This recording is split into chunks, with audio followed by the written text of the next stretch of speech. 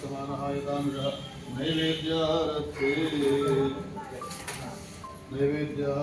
नारीके समर्पयामि अधमजवनरुपयामि पद्ममुद्रं प्रदर्शयामि नमस्काराः समर्पयामि दीपं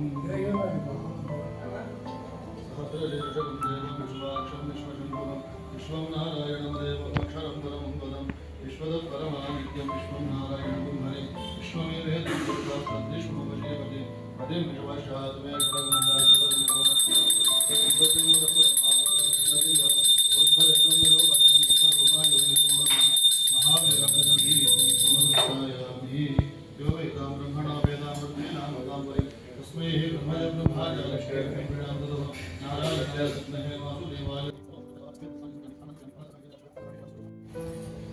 जगदेकनाथं भक्तप्रियं सकललोकनमस्कृतं च त्रैगुण्यवर्जितमजं विभुमाद्यमीशं वन्दे भवगुणम् अमरासुरसिद्धवन्द्यं नारायणं नमस्कृत्य नरं चैव नरोत्तमं देवीं सरस्वतीं व्यासं ततो जयमुदीरयेत् आपादमौलिपर्यन्तं गुरूणाम् आकृतिं स्मरेत् तेन विघ्नाः प्रणश्यन्ति सिद्ध्यन्ति च मनोरथाः एकदा नैमिषारण्ये ऋषयः शवनकादयः प्रपृच्छुर्मुनयः सर्वे स्मृतं पौराणिकं खलु व्रतेन तपसा किं वा प्राप्यते वाञ्छितं फलं तत्सर्वं श्रोतुमिच्छामि कथयस्व महामुने श्रीगुरुभ्यो नमः।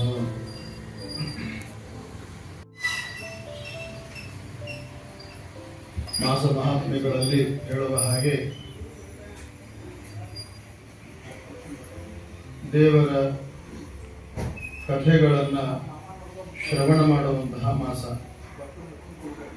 ಅನೇಕ ವ್ರತಗಳು, ಅನೇಕ ಪೂಜೆ, ಭಗವಂತನ ಕಥಾನಕ ಇವುಗಳನ್ನೆಲ್ಲ ಮಾಡುವಂತಹ ವಿಶಿಷ್ಟವಾದ ಮಾಸ ಶ್ರಾವಣ ಮಾಸ. ಆ ಶ್ರಾವಣದಲ್ಲಿ ಸತ್ಯನಾರಾಯಣ ದೇವರ ಪೂಜೆ ಮಾಡಿದರೆ ವಿಶೇಷವಾದ ಅನುಗ್ರಹ ಆಗ್ತದೆ ಅನ್ನೋದು ಪುರಾಣದಲ್ಲಿ ನೋಡ್ತೇವೆ. ಆ ಹಿನ್ನೆಲೆಯಲ್ಲಿ ನಾವು ಪೌರ್ಣಿಮಾ ದಿವಸ ಶ್ರೀಮಠದಲ್ಲಿ ರಾಯರ ಸನ್ನಿಧಾನದಲ್ಲಿ ನಾವು ಈ ಪೂಜೆ ಮಾಡ್ತಿದ್ದೇವೆ, ಎಲ್ಲ ಭಕ್ತರು ಸೇರಿ. ಸಾಮಾನ್ಯವಾಗಿ ವ್ರತಗಳು ಅಂತಂದ್ರೆ ದೇವರನ್ನ ಅನುಸರಿಸಿ ಇರೋದು ಅಂತ. ದೇವರನ್ನ ಬಿಟ್ಟಿರಬಾರದು, ಯಾವಾಗಲೂ ದೇವರನ್ನ ನಂಬಿರೋದಕ್ಕೆ ವ್ರತಗಳು ಅಂತ. ಗೌರಿ ವ್ರತ, ಗಣಪತಿ ವ್ರತ, ಇದೇನೋ ವ್ರತಗಳಿವೆ, ವರಮಹಾಲಕ್ಷ್ಮಿ ವ್ರತ. ಈ ವ್ರತಗಳೆಲ್ಲ ಏನು ಅಂತಂದ್ರೆ ಅವತ್ತೊಂದು ದಿನ ಪೂಜೆ ಮಾಡಿ ಬಿಟ್ಟು ಬಿಡೋದು ಅಂತ ಅರ್ಥ ಅಲ್ಲ. ಸಂಸ್ಕೃತದಲ್ಲಿ ವ್ರತ ಅಂದ್ರೆ ಗ್ರಹಿಸು ಅಂತ ಅರ್ಥ, ಯಾವಾಗಲೂ ಇಟ್ಕೊಂಡಿರ್ಬೇಕಂತ. ಅದಕ್ಕೊಂದು ಪ್ರಾರಂಭಿಕವಾಗಿ ಪೂಜೆ ಮಾಡೋದಕ್ಕೆ ಪೂಜಾ ಅಂತ ಕರೀತಾರೆ. ನಾವೆಲ್ಲ ಪೂಜೆಯನ್ನು ಮಾಡಿ ಮರೆತು ಬಿಡ್ತೇವೆ ದೇವರನ್ನು. ಮತ್ತೆ ಹುಣ್ಣಿಮೆ ನೆನಪಾದಾಗ ಸತ್ಯನಾರಾಯಣ ಪೂಜೆ ಮಾಡಿಸ್ಬೇಕು, ನಾವು ಮಾಡಿಸ್ತೇವೆ. ಯಾವಾಗಲೂ ದೇವರ ಸ್ಮರಣೆಯಲ್ಲಿ ಇರೋದೇ ವ್ರತ ಅಂತ ಕರೀತಾರೆ. ಅದರಲ್ಲೂ ಯಾವ ದೇವರನ್ನ ಸದಾಕಾಲಕ್ಕೂ ಸ್ಮರಿಸಬೇಕು ಅಂದ್ರೆ ಕಲಿಯುಗದಲ್ಲಿ ನಾರಾಯಣ ಅಂತ ದೇವರು, ಅವನನ್ನು ಸದಾಕಾಲಕ್ಕೂ ಸ್ಮರಿಸಬೇಕು. ಅವನ ನಾಮಸ್ಮರಣೆ ಮಾಡುತ್ತಾ ಇದ್ರೆ ನಮಗೆ ಯಾವ ಕಷ್ಟಗಳೇ ಬರೋದಿಲ್ಲ, ಎಲ್ಲಾ ದುಃಖಗಳು ಪರಿಹಾರ ಆಗ್ತವೆ, ಮನಸ್ಸಿಷ್ಠ ಕಾಮನೆಗಳೆಲ್ಲ ಪೂರ್ತಿ ಆಗ್ತವೆ ಅಂತ ನೋಡ್ತವೆ. ಅಂತಹ ವ್ರತ ಸತ್ಯನಾರಾಯಣ ವ್ರತ. ಇದು ವ್ಯಾಸರು ಪುರಾಣಗಳಲ್ಲಿ ಉಲ್ಲೇಖ ಮಾಡಿದಂತೆ ಒಂದು 5,000-6,000 ವರ್ಷಗಳ ಹಿಂದೆ ಭಾರತ ದೇಶದಲ್ಲಿ ನಾರದ ಮಹರ್ಷಿಗಳಿಂದ ಪ್ರಖ್ಯಾತಿ ಪಡಿತು ಈ ಸತ್ಯನಾರಾಯಣ ವ್ರತ ಅಂತ ಅನ್ನೋದು. ಯಾಕೆ ಬಂತಿದು ಅಂದ್ರೆ ನಮ್ಮ ನಿಮ್ಮಂಥವರೆಲ್ಲ ಸೇರಿಕೊಂಡು ನಾವು ಹುಟ್ಟಿದ್ದೇವೆ, ಹುಟ್ಟಿಸಿದವರು ಯಾರು ಅಂತ ಗೊತ್ತಿಲ್ಲ. ತಂದೆ ತಾಯಿ ಹೆಸರು ಹೇಳ್ತಾರೆ. ತಂದೆ ತಾಯಿಗಳಿಗೆ ಮಕ್ಕಳು ಅವತಾರ ಹುಟ್ಟುತ್ತಾರೆ, ಆದರೆ ಮಕ್ಕಳ ಯಾವ ಯೋಗ್ಯತೆಗಳಿಗೂ ಅವರ ಅರ್ಥ ಆಗಂಗಿಲ್ಲ. ಮಕ್ಕಳಿಗೆ ತಂದೆ ತಾಯಿಯ ಯಾವ ಯೋಗ್ಯತೆಯೂ ಮಕ್ಕಳಿಗೆ ಅರ್ಥ ಆಗೋದಿಲ್ಲ. ಅಂತಹ ಒಂದು ಅರ್ಥ ಆಗದ ಜಗತ್ತಿನ ಒಳಗೆ ನಾವು ಬಂದಿದ್ದೇವಲ್ಲ, ನಮ್ಮ ಎಲ್ಲರನ್ನೂ ತಂದವರು ಯಾರು ಅಂತ ನಾವು ಯಾರು ಪ್ರಶ್ನೆಯೇ ಹಾಕೊಳ್ಳಿಲ್ಲ. ಬದುಕಿನ ಒಳಗೆ. ಹಾಗಾಗಿ ನಿಮ್ಮಂಥವರು ಯಾವುದೋ ಒಂದು ಸ್ವತಂತ್ರ ವಸ್ತುವಿನ ಅಧೀನವಾಗಿ ಅಸ್ವತಂತ್ರವಾಗಿದ್ದೇವೆ. ಆದ್ದರಿಂದ ಆ ಸ್ವತಂತ್ರನಾದ ದೇವರ ಹತ್ರ ನಮ್ಮ ದುಃಖಗಳನ್ನು ಹೇಳಿಕೊಳ್ಬೇಕು, ನಮ್ಮ ಸಮಸ್ಯೆಗಳನ್ನು ತಿಳಿಸಬೇಕು. ಅವನ ಮುಖಾಂತರ ದೇವರ ಅನುಗ್ರಹದಿಂದ ನಮ್ಮೆಲ್ಲ ಕಷ್ಟಗಳನ್ನು ಪರಿಹಾರ ಮಾಡಿಕೊಂಡು ಈ ದೇಹದಲ್ಲಿ ಸುಖ ಪಡಿಬೇಕು ಅನ್ನುವ ಈ ಆಸೆ ಇರುವ ಪ್ರತಿಯೊಬ್ಬರಿಗೂ ಉದ್ಧಾರ ಮಾಡಬೇಕು ಅಂತ ಶೌನಕರು ಅನ್ನುವ ಒಬ್ಬ ಋಷಿಮುನಿಗಳು, ಸೂತರು ಅಂತನ್ನುವ ಪುರಾಣಜ್ಞರು ಇವರಿಬ್ಬರೂ ಸೇರಿ ಸಂಶೋಧನೆಯನ್ನ ಮಾಡ್ತಾರೆ 5,000 ವರ್ಷಗಳ ಹಿಂದೆ. ಆಗ ಶೌನಕರು ಕೇಳ್ತಾರೆ, ವ್ರತೇನ ತಪಸಾ ಕಿಮ್ಮ ಪ್ರಾಪ್ಯತೆ ವಾಂಛಿತಂ ಫಲಂ. ಯಾವ ವ್ರತವನ್ನ ನಾವು ಆಚರಿಸಿದರೆ, ಅಂದರೆ ಯಾವ ದೇವರನ್ನ ನಾವು ನಂಬಿದರೆ ನಮ್ಮ ಮನಸ್ಸಿನ ಎಲ್ಲ ಆಸೆಗಳು ಪೂರ್ಣವಾಗಿ ಸುಖವಾಗಿರುತ್ತೇವೆ ಅಂತ ಒಂದು ಪ್ರಶ್ನೆ ಮಾಡಿಕೊಂಡು ಅದನ್ನು ಪಡೆಯಲಿಕ್ಕೋಸ್ಕರವಾಗಿ ಸುತಾಚಾರ್ಯರು ಒಂದು ವ್ರತವನ್ನ ಹೇಳ್ತಾರೆ. ಅದೇ ಸತ್ಯನಾರಾಯಣ ಅನ್ನೋ ವ್ರತ. ಈ ವ್ರತ ನಾರದರಿಂದ ಬಂತು ಅಂತ ನೋಡುತ್ತೇವೆ. ನಾರದರು ಭಾರತ ದೇಶವನ್ನ ನೋಡಬೇಕು ಅಂತ ಬಂದರಂತೆ, ಪುರಾಣದಲ್ಲಿ ಉಲ್ಲೇಖ ಮಾಡ್ತಾರೆ. ಬಂದಾಗ ಎಲ್ಲವೂ ಕೆಟ್ಟು ಹೋಗಿತ್ತು, ಧರ್ಮವೇ ಇದ್ದಿದ್ದಿಲ್ಲ, ಜನ ಎಲ್ಲ ನಾಸ್ತಿಕರಾಗಿತ್ತು. ಧರ್ಮ ಅಂತನ್ನೋದು ಒಂದು ಮುಖವಾಡವಾಗಿ ಉಳಿದಿತ್ತು. ಅದನ್ನು ನೋಡಿದ ನಾರದ ಮಹರ್ಷಿಗಳು ಜನರಿಗೆ ನಿಜವಾದ ಧರ್ಮವನ್ನ ತಿಳಿಸ್ಬೇಕು. ಧರ್ಮ ಯಾಕಿದೆ, ಧರ್ಮಾಚರಣೆಯಲ್ಲಿ ಯಾಕಿರಬೇಕು ನಾವು ಅಂದ್ರೆ, ಮನುಷ್ಯನಿಗೆ ಸುಖ ಸಿಗುವಂತಹ ವಿಳಾಸ ಅಂದ್ರನೇ ಧರ್ಮ. ಖರೆ ಹೇಳಿದ್ರೆ ಸುಖವಾಗಿರ್ತೀವಿ, ಸುಳ್ಳು ಹೇಳಿದ್ವಿ ಅಂತಂದ್ರೆ ದುಃಖದಲ್ಲಿ ಇರ್ತೀವಿ. ಯಾಕಂದ್ರೆ ಆ ಸುಳ್ಳನ್ನ ಕರೆ ಮಾಡುವ ಪ್ರಯತ್ನದಲ್ಲಿ ಮತ್ತೊಂದು ಸುಳ್ಳು ಹೇಳಬೇಕು, ಆ ಸುಳ್ಳನ್ನ ಸರಿ ಮಾಡಬೇಕು, ನಾವು ಮತ್ತೊಂದು ಸುಳ್ಳು ಹೇಳಬೇಕು. ಏನನ್ನು ಹೇಳಬೇಕು ಅಂತ ಆಲೋಚನೆಯಲ್ಲಿ ತೊಡಗಬೇಕು, ಆ ಚಿಂತೆಯಲ್ಲಿ ತೊಡಗಿ ಶುಗರ್ ತಂದ್ಕೋಬೇಕು. ಶುಗರ್ ಬಂದ್ಮೇಲೆ ದಿನ ಗುಳಿಗೆ ನುಂಗಬೇಕು. ಇದು ಒಂದು ಸುಳ್ಳು ಹೇಳೋದರಿಂದ ಆಗುವ ಅನರ್ಥ. ಅದೇ ಧರ್ಮದಲ್ಲಿರುವಂತಹ ಒಂದು ಕ್ರಮ ಕರೆ ಹೇಳಿಬಿಟ್ಟಿದ್ರೆ ಯಾವ ಚಿಂತೆಯೂ ಇರಲಿಲ್ಲ. ನಾನು ಸತ್ಯ ಹೇಳಿದ್ದೇನೆ, ಯಾರ ಭಯವೂ ಇಲ್ಲ ಅಂತ ನಿಶ್ಚಿಂತೆಯಾಗಿರುತ್ತಿದ್ವಿ. ಹಾಗಾಗಿ ಧರ್ಮಾಚರಣೆ ಯಾಕೆ ಬೇಕು ಅಂದ್ರೆ, ನಿಶ್ಚಿಂತೆಯಿಂದ ಇರಲಿಕ್ಕೆ ಧರ್ಮಗಳು ಬೇಕು. ಧರ್ಮ ಅಂದ್ರೆ ಅದೇನೋ ಮಂತ್ರ ಅಂತಾರಂತೆ, ಪಾರಾಯಣ ಮಾಡ್ತಾರಂತೆ, ಅದೆಲ್ಲ ಅಲ್ಲ. ಅದು ಹೌದು, ಅದರ ಜೊತೆಯಲ್ಲಿ ಮುಖ್ಯವಾದದ್ದು ಧರ್ಮ ಏನು ಅಂದ್ರೆ, ಒಳ್ಳೆಯ ಆಲೋಚನೆ ಕಡೆಯಲ್ಲಿ ನಾವು ನಮ್ಮ ಮನಸ್ಸನ್ನ ಎಳ್ಕೊಂಡು ಹೋಗೋದು, ಅದಕ್ಕೆ ಧರ್ಮ ಅಂತ. ದೊಡ್ಡವರು ಸಹವಾಸಕ್ಕೆ ಹೋಗ್ಬೇಕು ಅನ್ನೋದೊಂದು ಧರ್ಮ. ಆಮೇಲೆ ಇನ್ನೊಂದು ದೊಡ್ಡ ದೊಡ್ಡ ವ್ಯಕ್ತಿಗಳ ದೋಷವನ್ನು ಎಣಿಸಬಾರದು ಅನ್ನೋದೊಂದು ಧರ್ಮ. ಸತ್ಯ ಮಾತಾಡಬೇಕು ಅನ್ನೋದೊಂದು ಧರ್ಮ. ದಯ ಇರಬೇಕು ಅನ್ನೋದೊಂದು ಧರ್ಮ. ಇದಕ್ಕೆ ಯಾವ ಜಾತಿ ಮತಗಳು ಸಂಬಂಧ ಇಲ್ಲ. ಎಲ್ಲಾ ಮನುಷ್ಯರು ದಯದಿಂದ ಇರಬೇಕು, ಎಲ್ಲಾ ಮನುಷ್ಯರು ಸತ್ಯವನ್ನು ಹೇಳಬೇಕು ಅಲ್ವಾ. ಎಲ್ಲಾ ಮನುಷ್ಯರು ಸಜ್ಜನರ ಸಹವಾಸವನ್ನು ಮಾಡಬೇಕು. ಹಾಗೆ ದೇವರನ್ನ ನಂಬಬೇಕು. ದೇವರಲ್ಲಿ 9 ವಿಧದ ಭಕ್ತಿಯನ್ನು ಮಾಡಬೇಕು. ಇವೆಲ್ಲ ಭಾರತ ದೇಶದ ಅತ್ಯಂತ ಅಮೂಲ್ಯವಾದಂತಹ ಧರ್ಮಗಳಿವು. ಅಂದ್ರೆ ನಮ್ಮ ಮನಸ್ಸನ್ನ ಶುದ್ಧವಾಗಿ ಇಡ್ಲಿಕ್ಕೆ ಬೇಕಾದಂತಹ ವಿಶಿಷ್ಟವಾದದ್ದು ಧರ್ಮ. ಈ ಧರ್ಮಾಚರಣೆಯಲ್ಲಿ ಇರ್ರಿ ಅಂದ್ರೆ ನಾವು ಬೇಡ ಅಂತೀವಿ. ಏನ್ ದುರ್ಬುದ್ಧಿಯೋ ನಮಗೆ. ಧರ್ಮದಿಂದ ಬದುಕ್ರಿ ಅಂತ ಹೇಳ್ತಾರೆ ಹಿರಿಯರೆಲ್ಲ. ಯಾಕಾಗಿ ಹೇಳ್ತಾರೆ ಅಂದ್ರೆ, ನೀವು ಸುಖವಾಗಿರ್ತೀರಿ, 100 ವರ್ಷ ಆಯುಷ್ಯ ಬರ್ತದೆ ನಿಮಗೆ. ಧರ್ಮ ಬಾಹಿರರಾದಿರಿ ಅಂದ್ರೆ ಮನಶ್ಚಾಂಚಲ್ಯ, ದುಃಖ, ನೋವುಗಳೆಲ್ಲ ಬರ್ತವೆ. ಹಾಗಾಗಿ ಧರ್ಮದಿಂದ ಇರಿ ಅಂತ ಪ್ರಾಚೀನರು ಹೇಳಿದ್ರು. ಆದ್ರೆ ನಾವು ಎಷ್ಟು ಪುರಾಣದಲ್ಲಿ ಓದಿದ್ರು, ನಮ್ಮ ತಂದೆ ತಾಯಿ ನಮ್ಗೆ ಎಷ್ಟು ಹೇಳಿದ್ರು, ನಮ್ಮ ಗುರುಗಳು ಎಷ್ಟು ಉಪದೇಶ ಕೊಟ್ಟರು, ನಾವೆಷ್ಟು ಪುರಾಣ ಪ್ರವಚನಗಳನ್ನ ಕೇಳಿದ್ರು ಕೂಡ ಮತ್ತೆ ಅಧರ್ಮದಲ್ಲಿಯೇ ಪ್ರವೃತ್ತಿ ನಮಗೆ ಬಂದು ಬಿಡುತ್ತದೆ. ಮತ್ತೆ ಸುಳ್ಳು ಹೇಳ್ತೇವೆ, ಮತ್ತೆ ಮೋಸ ಮಾಡಬೇಕು ಅನಿಸ್ತದೆ, ಮತ್ತೆ ಮುಚ್ಚಿಡಬೇಕು ಅನಿಸ್ತದೆ, ಅವರಿವರ ಬಗ್ಗೆ ಮಾತಾಡಿದ್ರೆ ಖುಷಿ ಅಂತ ಅನಿಸ್ತದೆ, ಅಕ್ಕದ ಪಕ್ಕದವರಿಗೆ ನೋವು ಅನಿಸಿದ್ರೆ ನಮಗೆ ಸಂತೋಷ ಆಗ್ತದೆ. ಈ ಎಲ್ಲ ದುರ್ಬುದ್ಧಿಗಳನ್ನ ನಾವು ರೂಢಿಸ್ಕೊಂಡು ಬಿಟ್ಟಿದ್ದೇವೆ. ಅಂತ ನಮಗೆ ಸುಖ ಎಲ್ಲಿ ಸಿಗಬೇಕು? ಸುಖ ಸಿಗ್ಲಿಕ್ಕೆ ಸಾಧ್ಯವೇ ಇಲ್ಲ. ಸುಖ ಅಂತ ಸಿಗಬೇಕು ಅಂತಾಗಿದ್ರೆ ಅದು ದೇವರ ತಿಳುವಳಿಕೆಯಿಂದ, ದೇವರ ಬಗ್ಗೆ ತಿಳ್ಕೊಳ್ಳುವುದರಿಂದ ಒಳ್ಳೆ ಮನಸ್ಸು, ಆ ಮನಸ್ಸಿನಿಂದ ಒಳ್ಳೆಯ ನೆಮ್ಮದಿ ಸಿಗ್ತದೆ ಅಂತ ತಿಳ್ಕೊಂಡ ನಾರದ ಮಹರ್ಷಿಗಳು ಭಾರತ ದೇಶದ ಜನರ ಉದ್ಧಾರ ಮಾಡಬೇಕು ಅಂತ ವೈಕುಂಠಕ್ಕೆ ಹೋದ್ರಂತೆ. ವೈಕುಂಠ ಅಂದ್ರೆ ಪುರಾಣದಲ್ಲಿ ಹೇಳುವ ಹಾಗೆ ನಾರಾಯಣ ದೇವರು ವಾಸ ಮಾಡುವ ಒಂದು ನಗರ ವೈಕುಂಠ. ಅಲ್ಲಿ ನಾರದರು ಹೋಗ್ತಾರೆ. ಅಲ್ಲಿ ನಾರಾಯಣ ದೇವರು ಮಲ್ಕೊಂಡಿರ್ತಾನೆ ಹಾವಿನ ಮೇಲೆ ಮಲ್ಕೊಳ್ಳೋದು ಸಂಪ್ರದಾಯ. ಮಲ್ಕೊಂಡಿರ್ತಾನೆ. ಆ ದೇವರನ್ನ ನೋಡಿ ನಾರದ ಮಹರ್ಷಿಗಳು ಸ್ತೋತ್ರ ಮಾಡುತ್ತಾರೆ, ದೇವರ ಸ್ತೋತ್ರ ಮಾಡುತ್ತಾರೆ. ಆ ಕಥೆಯಲ್ಲಿ ಬರುತ್ತದೆ, ಸ್ತೋತ್ರ ಮಾಡುತ್ತಾರೆ. ನಮೋ ವಾಂಗ್ ಮನಸ ಅತೀತಃ ರೂಪಾಯ ಅನಂತ ಶಕ್ತಯೇ ಆದಿ ಮಧ್ಯಾಂತಹೀನಾಯ ನಿರ್ಗುಣಾಯ ಗುಣಾತ್ಮನೆ ಸರ್ವೇಷಾಂ ಆದಿಭೂತಾಯ ಭಕ್ತಾನಾಂ ಅರ್ತಿನಾಶಿನೇ. ಸತ್ಯನಾರಾಯಣ ದೇವರ ಪೂಜೆ ಮಾಡಿಸುವಂತಹ ಭಟ್ರಿಗೂ ಪುರೋಹಿತರಿಗೂ, ಸತ್ಯನಾರಾಯಣ ದೇವರ ಪೂಜೆ ಮಾಡಿಸುವ ಗೃಹಸ್ಥರಿಗೂ ಎಲ್ಲರಿಗೂ ಕೂಡ ಆ ಸತ್ಯನಾರಾಯಣ ಅಥವಾ ನಾರಾಯಣ ದೇವರು ಹೇಗಿದ್ದಾನೆ ಅಂತ ಅರ್ಥ ಆಗ್ಲಿಕ್ಕೋಸ್ಕರ ನಾರದರ ಒಂದು ಶ್ಲೋಕದಿಂದ ದೇವರನ್ನ ನಮಗೆ ತಿಳಿಸ್ತಾರೆ. ವಾಕ್ ಮನಸಾತೀತ ಅಂತ. ನಾವು ಮುಖ್ಯವಾಗಿ ತಿಳಿಬೇಕಾದದ್ದು ದೇವರನ್ನ. ದೇವರು ಹೇಗಿದ್ದಾನೆ ಅಂತ ಕೇಳಿದ್ರೆ ಎಲ್ಲಿಯೂ ಉತ್ತರ ಇಲ್ಲ. ಕಾರಣ ಏನು ಅಂದ್ರೆ ಅವನ ವ್ಯಾಪ್ತಿಯೇ ಅಷ್ಟು ವಿಸ್ತಾರ, ಬಹಳ ವಿಸ್ತಾರವಾಗಿದ್ದಾನೆ. ನಾವು ಒಂದು ವಸ್ತುವಿನ ಪರಿಚಯವನ್ನ ಸೂಕ್ಷ್ಮವಾಗಲಿ ಸ್ಥೂಲವಾಗಲಿ ಪೂರ್ಣವಾಗಿ ಹೇಳಲಿಕ್ಕೆ ಆಗಂಗಿಲ್ಲ. ಯಾವುದೇ ವಸ್ತು ಆದ್ರೂ ಪೂರ್ಣವಾಗಿ ಹೇಳಲಿಕ್ಕೆ ಆಗೋದಿಲ್ಲ. ಪೂಜೆ ಮುಗಿದ ಮೇಲೆ ಸತ್ಯನಾರಾಯಣ ಪ್ರಸಾದ ಕೊಡ್ತಾರೆ.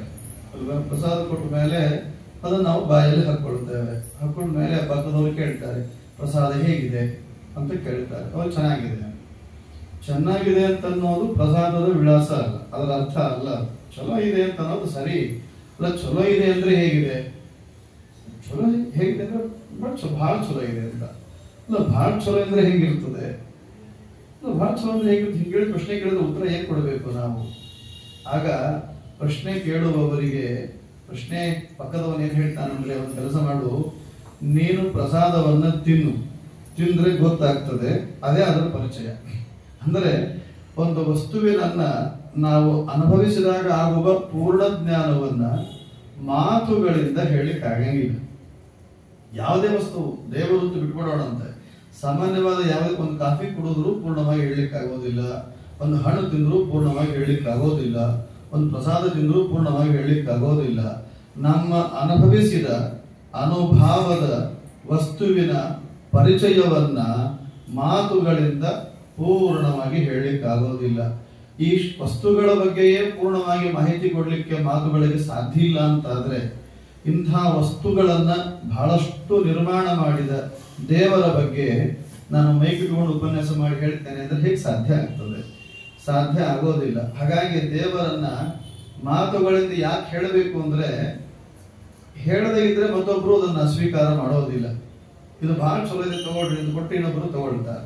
ಬಹಳ ಚಲೋ ಇದೆ ತಗೊಳ್ರಿ ಅಂತ ಹೇಳಲಿಕ್ಕೆ ಮಾತು ಬೇಕು, ಆದ್ರೆ ವಸ್ತುವಿನ ಪರಿಪೂರ್ಣ ಜ್ಞಾನಕ್ಕೆ ಅನುಭವ ಬೇಕು. ಅನುಭವದಿಂದ ಪೂರ್ಣ ಜ್ಞಾನ, ಮಾತುಗಳಿಂದ ವಸ್ತುವಿನ ಪರಿಚಯ, ಇಷ್ಟೇ ಆಗ್ಲಿಕ್ಕೆ ಸಾಧ್ಯ ಅಂತ ನೋಡ್ತೇವೆ. ಹಾಗೆ ನಮಗೆ ದೇವರ ಬಗ್ಗೆ ಗೊತ್ತಿರ್ಬೇಕಲ್ಲ, ದೇವರು ಅಂದ್ರೆ ಏನು? ಅದಕ್ಕೆ ನಾರದರು ಹೇಳ್ತಾರೆ ವಾಕ್ ಅತೀತ ಅಂತ. ಮಾತುಗಳಿಂದ ಈ ಜಗತ್ತನ್ನ ನಿರ್ಮಾಣ ಮಾಡಿದ ದೇವರನ್ನ ನಾವು ಪೂರ್ಣವಾಗಿ ಹೇಳಲಿಕ್ಕಾಗೋದೇ ಇಲ್ಲ. ಹೇಳಲಿಕ್ಕಾಗೋದಿಲ್ಲ ಅಂತ ಹೇಳಿ ಗೊತ್ತಿಲ್ಲ ಅಂತೇನಿಲ್ಲ ಅಲ್ವಾ? ಒಂದು ವಸ್ತು, ಒಂದು ದ್ರಾಕ್ಷಿ ಹಣ್ಣು ತಿಂದಿದ್ದೇನೆ ನಾನು, ನನಗೆ ದ್ರಾಕ್ಷಿ ಹಣ್ಣು ಏನು ಗೊತ್ತಿದೆ, ಆದ್ರೆ ಅದನ್ನ ನಿನ್ಗೆ ಹೇಳಲಿಕ್ಕಾಗೋದಿಲ್ಲ. ಅದನ್ನ ನೀನು ಮತ್ತೊಂದು ದ್ರಾಕ್ಷಿ ಹಣ್ಣು ತಗೊಂಡು ತಿನ್ಬೇಕು ನೀನು, ಅವಾಗ ನಿನಗೂ ಅದು ಅರ್ಥ ಆಗ್ತದೆ. ಹಾಗೆ ಮಾತುಗಳಿಂದ ಈ ಜಗತ್ತನ್ನ ನಿರ್ಮಾಣ ಮಾಡಿದ ದೇವರನ್ನ ಪೂರ್ಣವಾಗಿ ಹೇಳಲಿಕ್ಕಾಗೋದಿಲ್ಲ, ಪರಿಚಯಿಸ್ಲಿಕ್ಕೆ ಬರುತ್ತದೆ ಅಂತ ನಾರದರು ಹೇಳ್ತಾರೆ. ಇದು ದೇವರ ಅಸ್ತಿತ್ವ. ಮನಸಾತೀತ ಅಂತಂದ್ರೆ ಈ ಮಾತಿನಿಗಿಂತ ಪ್ರಬಲವಾದದ್ದು ಮನಸ್ಸು. ಮನಸ್ಸಿಗೆ ಬಹಳ ವೇಗ, ಅಷ್ಟೇ ದಾರ್ಢ್ಯ, ಅದರ ವಿಸ್ತಾರವೂ ಹಾಗೆ ಇರುತ್ತದೆ. ಹಾಗಾಗಿ ಮನಸ್ಸಿಂದ ದೇವರನ್ನ ಕಲ್ಪಿಸಿಕೊಳ್ಳಬಹುದಲ್ಲ ಅಂತಂದ್ರೆ ಸಾಧ್ಯ ಇಲ್ಲ ಅಂತ. ಮನಸ್ಸಿಂದಲೂ ಕೂಡ ದೇವರನ್ನ ಕಲ್ಪಿಸಿಕೊಳ್ಳಿಕ್ಕಾಗೋದಿಲ್ಲ. ಕಲ್ಪನಾ ಅಂತನ್ನೋದು ನಮ್ಮ ಬುದ್ಧಿಯ ಸಂಸ್ಕಾರಕ್ಕನುಗುಣವಾಗಿರುತ್ತದೆ. ನಮ್ಮ ಬುದ್ಧಿಗೆ ಇವತ್ತಿನವರೆಗೂ ಎಷ್ಟು ಸಂಸ್ಕಾರ ಆಗಿದೆಯೋ ಅಷ್ಟನ್ನೇ ನಾವು ಕಲ್ಪಿಸಿಕೊಳ್ತೇವೆ, ಅದರ ಆಚೆ ಕಲ್ಪಿಸಿಕೊಳ್ಳಿಕ್ಕಿಲ್ಲ. ನಮಗಿಂತ ಬಹಳಷ್ಟು ಜನ ಬುದ್ಧಿವಂತರು ಇದ್ದಾರೆ, ದೊಡ್ಡ ದೊಡ್ಡ ಸೈಂಟಿಸ್ಟ್ ಇದ್ದಾರೆ, ವಿಜ್ಞಾನಿಗಳಿದ್ದಾರೆ, ಅನೇಕ ದೇವತೆಗಳಿದ್ದಾರೆ, ಋಷಿ ಮುನಿಗಳೆಲ್ಲ ಇದ್ದಾರೆ. ಅವರು ನಮ್ಗಿಂತ ಬಹಳಷ್ಟು ಜ್ಞಾನ ಇದೆ ಅವರಿಗೆ. ಅಷ್ಟು ದೊಡ್ಡ ದೊಡ್ಡ ಜ್ಞಾನಿಗಳಾದವರೆಲ್ಲ ಇದ್ದಾರೆ ಜಗತ್ತಿನ ಒಳಗೆ.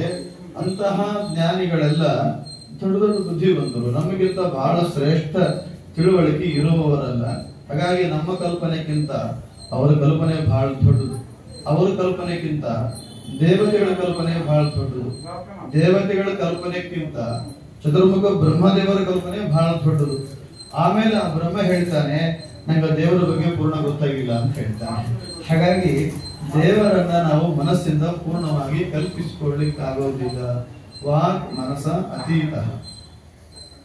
ಮತ್ತೆ ಹೇಳ್ತಾರೆ, ದೇವರಿಗೆ ಇಂಥದ್ದೇ ನಿರ್ದಿಷ್ಟವಾದ ರೂಪ ಅಂತಿಲ್ಲ. ರೂಪ ಅಂದ್ರೆ, ಈಗ ನಾವು ಸತ್ಯನಾರಾಯಣ ದೇವರ ಫೋಟೋ ಇಟ್ಟಿರ್ತೇವೆ. ಆ ಫೋಟೋ ಅದಕ್ಕೊಂದು ಹೆಸರು ಕನ್ನಡದಲ್ಲಿ ಏನು ಗೊತ್ತಾ? ಭಾವಚಿತ್ರ ಅಂತ. ಭಾವಚಿತ್ರ ಅಂದ್ರೆ ನಾವು ಭಾವಿಸಿಕೊಂಡು ಕಲ್ಪಿಸಿಕೊಂಡ ಚಿತ್ರ. ಅದು ದೇವರಷ್ಟ ಅಲ್ಲ, ನಮ್ಮ ಕಲ್ಪನೆಗೆ ಸಿಕ್ಕಿಕೊಂಡದ್ದಷ್ಟು ದೇವರು. ಅದಕ್ಕೋಸ್ಕರ ನಾವು ಆ ದೇವರ ಇಳಿಸುವಾಗ ಆ ಫೋಟೋ ತೆಗೆಯುವ ಕಾಲಕ್ಕೆ ನಮ್ಮ ಹಾಗೆಯೇ ಆ ದೇವರನ್ನು ತಯಾರಿ ಮಾಡ್ತೇವಲ್ವಾ. ಅಂದ್ರೆ ನಾವು ಮನುಷ್ಯರಲ್ವಾ, ಹಾಗಾಗಿ ದೇವರ ಮನುಷ್ಯನ್ ಮಾಡ್ತೇವೆ. ನಾವು ಮಡಿ ಉಟ್ಕೊಳ್ತೇವಲ್ವಾ, ಅವರಿಗೊಂದು ಮಡಿ ಉಡಿಸ್ತೇವೆ. ನಾವು ಬಂಗಾರ ಗಿಂಗಾರ ಹಾಕೊಳ್ತೇವಲ್ವಾ, ಅವರಿಗೊಂದು ಬಂಗಾರ ಕೊಳ್ಳ ಮಾಲಿ ಹಾಕ್ತೇವೆ. ಹಿಂಗ ರಾಜರು ಇದ್ರು, ಹಾಗಾಗಿ ಒಂದು ಕಿರೀಟ ಇಡ್ತೇವೆ. ಮತ್ತೆ ನಮಗೆ ಕಾಯಿದೆ, ನಾವು ಕೈಗಳಿವೆ, ಅವನ್ ಕೈ ಮಾಡುತ್ತೇವೆ. ನಾವು ಬಾಳೆಹಣ್ಣು ತಿಂತೇವೆ ಅಂತ ಅವನ ಮುಂದೆ ಇಡುತ್ತೇವೆ. ನಾವು ತೆಂಗಿನಕಾಯಿ ತಿಂತೇವೆ ಅಂತ ಅವನ ಮುಂದೆ ಇಡುತ್ತೇವೆ. ನಾವು ಸವಾದ ಶಿರಾ ತಿಂತೇವೆ ಅಂತ ಅವನ ಮುಂದೆ ಇಡುತ್ತೇವೆ. ನಾವು ಏನೇನ್ ಮಾಡ್ತೇವೋ ಅದನ್ನೆಲ್ಲ ದೇವರ ಮುಂದೆ ಇಡ್ತೇವೆ.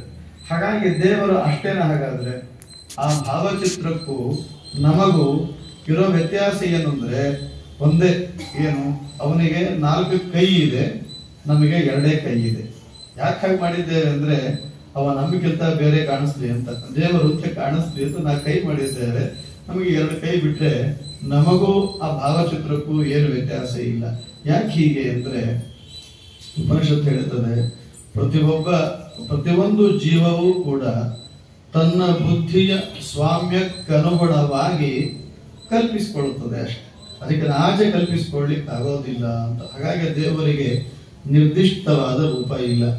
ಒಂದು ವೇಳೆ ಯಾವುದೋ ದಾರಿಯಲ್ಲಿ ಹೋಗುವಂತಹ ಒಂದು ಆಕಳು ದೇವರನ್ನು ನೋಡಬೇಕು ಅಂತ ಆಸೆ ಆದ್ರೆ ಆ ಆಕಳು ತನ್ನ ರೂಪದಲ್ಲೇ ದೇವರನ್ನು ನೋಡ್ತದೆ, ನಮ್ಮ ಭಾವಚಿತ್ರಕ್ಕೆ ನಮಸ್ಕಾರ ಮಾಡೋದಿಲ್ಲ. ಅದೇ ಒಂದು ಯಾವುದೋ ಎಮ್ಮೆ ದಾರಿಯಲ್ಲಿ ಹೋಗುವಾಗ ದೇವರನ್ನು ನೋಡಬೇಕು ಅಂತ ಆಸೆ ಆದ್ರೆ ಅದು ತನ್ನ ರೂಪದಲ್ಲೇ ದೇವರನ್ನು ನೋಡುತ್ತದೆ ಹೊರತು ನಮ್ಮ ಸತ್ಯನಾರಾಯಣ ಫೋಟೋ ನಮಸ್ಕಾರ ಮಾಡೋದಿಲ್ಲ. ಯಾವುದೋ ನಿಕೃಷ್ಟವಾದ ಕಾಗೆಗೆ ದೇವರನ್ನು ನೋಡಬೇಕು ಅಂತ ಆಸೆ ಅನಿಸಿದರೆ ಅದು ತನ್ನ ರೂಪದಲ್ಲೇ ದೇವರನ್ನು ಅನುಸಂಧಾನ ಮಾಡುತ್ತದೆ ಹೊರತು ಮನುಷ್ಯ ರೂಪದಲ್ಲಿ ಮಾಡೋದಿಲ್ಲ. ಅದರ ಅರ್ಥ ಏನು ಅಂತಂದ್ರೆ, ದೇವರು ನಮಗೆ ಕೊಟ್ಟಿರುವ ದೇಹದ ರೂಪೋಪಾಸನ ಏನಿದೆ ಅದಕ್ಕನುಗುಣವಾಗಿ ನಮ್ಮ ಸಂಸ್ಕಾರ ಇರುತ್ತದೆ. ಆ ಸಂಸ್ಕಾರದ ಪ್ರಭಾವ ನಮ್ಮ ಭಾವ ಆಗಿರುತ್ತದೆ. ನಮ್ಮ ಭಾವದಲ್ಲಿ ಏನು ಕಲ್ಪನೆ ಬರುತ್ತದೋ ಅದನ್ನು ನಾವು ರೂಪವನ್ನಾಗಿ ದೇವರಿಗೆ ಮಾಡುತ್ತೇವೆ.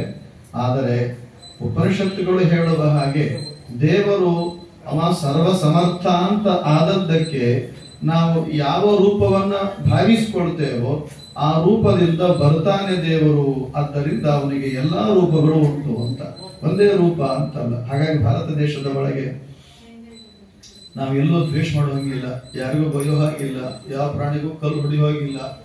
ನಾಗರ ಪಂಚಮಿ ಬಂದ್ರೆ ಹಾವಿಗೆ ನಾವು ಹಾಲು ಹಾಕ್ತೇವೆ. ನಮ್ಮ ನೋಡಿ ನಗ್ತಿರ್ತಾರೆ ಪ್ರದೇಶದವರು, ಏನ್ ಬುದ್ಧಿಹೀನ್ರಿ ಅವರು, ಕಡದ ಸತ್ತೋಗ್ತಾನ ಅಂತ ವಿಷಾಕಕ್ಕೂ ಹಾವಿಗೆ ಹಾಲು ಹಾಕುವ ಒಂದು ದುರಂತದ ಮನುಕುಲ ಭಾರತ ದೇಶದಲ್ಲಿ ಅದೇ ಅಂತ ಬಹಳಷ್ಟು ಜನ, ಅಥವಾ ನಮ್ಮ ಭಾರತ ದೇಶದವರೇ ಕೆಲವರು ಮೌಢ್ಯರು, ಬುದ್ಧಿ ಇಲ್ಲ ಇವರಿಗೆ ಅಂತ ಕೆಲವರು ಬೈಯುವವರು ಇದ್ದಾರೆ. ಸಣ್ಣ ಮಕ್ಕಳಿಗೆ ಕೊಟ್ಟು ಎಷ್ಟೋ ಅನುಕೂಲ ಹಾಲಿಗೆ ಕೊಡ್ತಾರಲ್ಲ ಅಂತ. ಅಭಿಪ್ರಾಯ ಇಷ್ಟೇ, ಹಾಲು ವಿಷವೇ ಕೊಡ್ಲಿ, ಮನೆಯ ಪಕ್ಕದಲ್ಲಿ ವೈರಿಗಳೇ ಇರ್ಲಿ, ಮನೆಯಲ್ಲೇ ವೈರಿ ಇರ್ಲಿ. ಭಾರತ ದೇಶದ ಸ್ವಭಾವ ಏನು ಅಂತಂದ್ರೆ ವೈರಿಗಳಲ್ಲೂ ದೇವರಿದ್ದಾನೆ, ವಿಷದಲ್ಲೂ ದೇವರಿದ್ದಾನೆ, ಸಜ್ಜನರಲ್ಲೂ ದೇವರಿದ್ದಾನೆ. ಎಲ್ಲ ಕಡೆಯಲ್ಲೂ ದೇವರನ್ನು ನೋಡುವ ದೃಷ್ಟಿ ಭಾರತ ದೇಶದ್ದಾದ್ದರಿಂದ ಎಲ್ಲಾ ಪ್ರಾಣಿ ಪ್ರಪಂಚವನ್ನು, ಎಲ್ಲಾ ಮನುಕುಲವನ್ನು, ಎಲ್ಲ ಜನರನ್ನು ನಾವು ಪೂಜೆ ಮಾಡುವ ಭಾವ ಅದು ಭಾರತ ದೇಶದ್ದು. ಹಾಗಾಗಿ ಭಾರತ ದೇಶದ ಧರ್ಮಕ್ಕೆ ಹಿಂದೂ ಧರ್ಮ ಅಂತ ಕರೀತಾರೆ. ಹಿಂದೂ ಧರ್ಮ ಅಂದ್ರೆ ಏನದು? ಹಿಂದೂ ಧರ್ಮ ಅಂದ್ರೆ ಇನ್ನೊಬ್ಬರ ಮನಸ್ಸನ್ನ ನೋಯಿಸದೇ ಇರಬೇಕು ಅಂತ. ಹಿಂಸಯ ದೂಯತೆ ಚಿತ್ತಂ ಅಂತ ಹೇಳ್ತಾರೆ. ಹಿಂಸಯ ದೂಯತೆ ಚಿತ್ತಂ ಅಂದ್ರೆ ಇನ್ನೊಬ್ಬರ ಮನಸ್ಸಿನ ನೋವಿನಿಂದ ನೀನು ದೂರಿರು.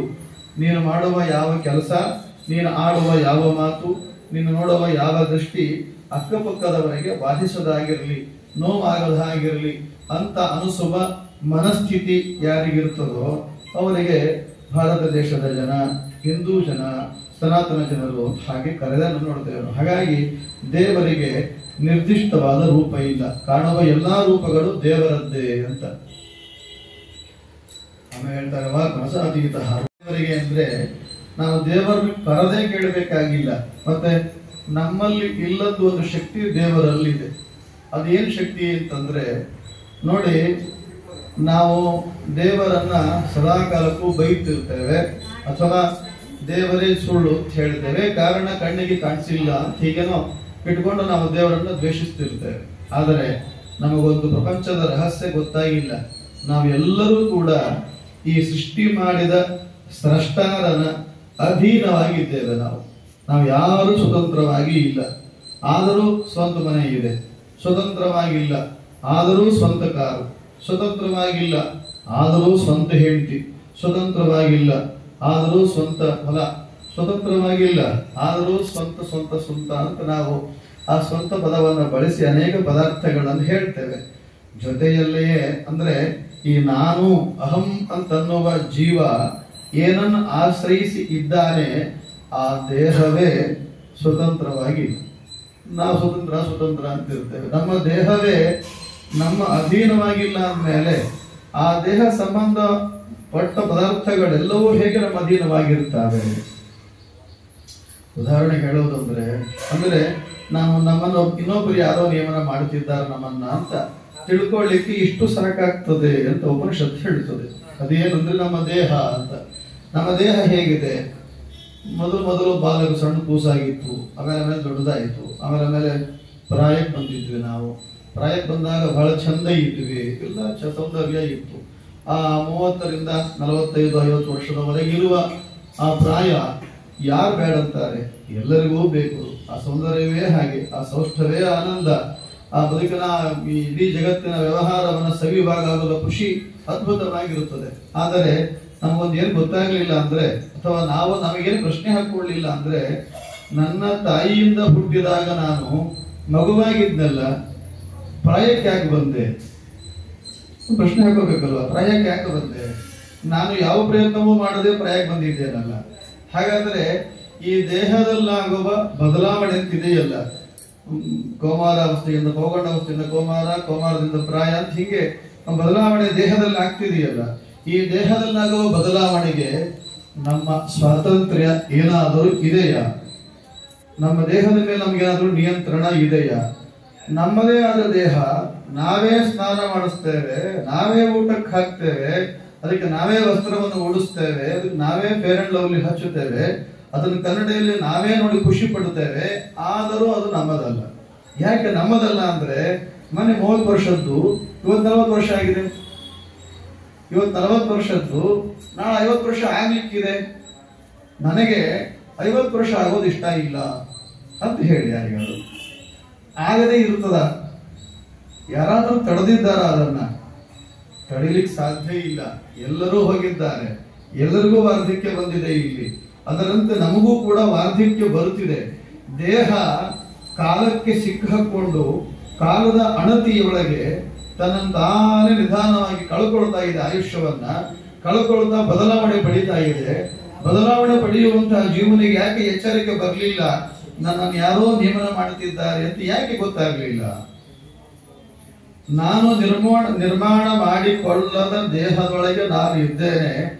ದೇಹ ತನ್ನಷ್ಟಕ್ಕೆ ತಾನೇ ಸರಿಗೆ ಸೊರಗ್ತಾ ಇದೆ, ಸೊರಗಿ ಕರಗ್ತಾ ಇದೆ.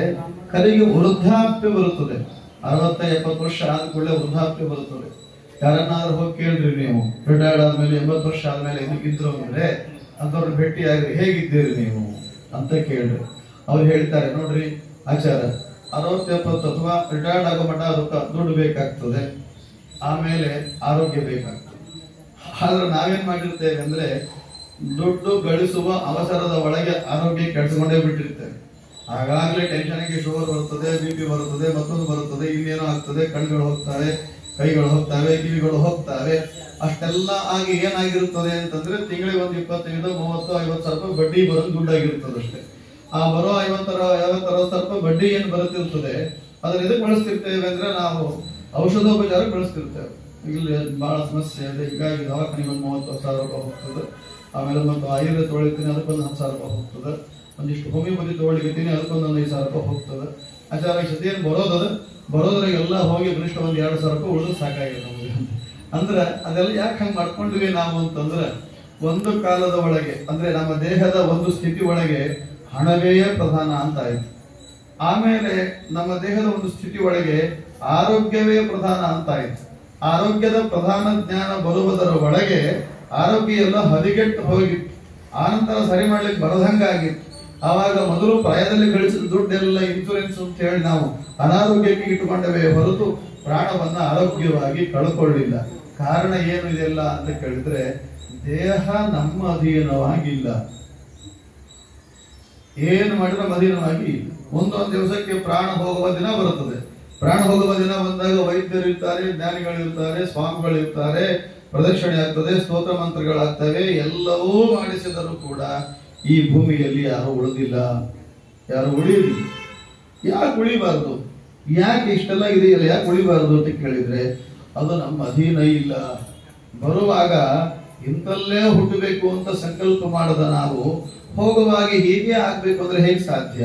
ಅದು ಸಾಧ್ಯ ಇಲ್ಲ ಅಂತ ನೋಡ್ತೇವೆ. ಆದ್ದರಿಂದ ದೇವರಿಗೆ ಸಾಮರ್ಥ್ಯ ಎಷ್ಟು ಅಂತಂದ್ರೆ ಉಪನಿಷತ್ ಹೇಳ್ತದೆ, ದೇವರ ಅನುಗ್ರಹ, ದೇವರ ಕಾರುಣ್ಯ ನಮ್ಮ ಮೇಲೆ ಎಷ್ಟು ಅಂತ ಕೇಳಿದ್ರೆ ಒಂದು ಸಾರಿ ಉಸಿರು ತಗೊಳ್ತೇವೆ, ನಾವು ಉಸಿರಾಡಿಸ್ಬೇಕಾದ್ರೆ ಉಸಿರು ತಗೊಂಡು ಉಸಿರು ಬಿಟ್ವಿ ಅಂತ ಆದ್ರೆ ದೇವರಿಗೆ ಒಂದು ಥ್ಯಾಂಕ್ಸ್ ಹೇಳ್ಬೇಕು. ಯಾಕೆಂದ್ರೆ ಈ ಉಸಿರು ತಗೊಂಡು ಬಿಡುವಾಗ ನನ್ನ ಹಾರ್ಟ್ ಅರೆಸ್ಟ್ ಆಗಲಿಲ್ಲ ಅಂತ ಅಲ್ವಾ?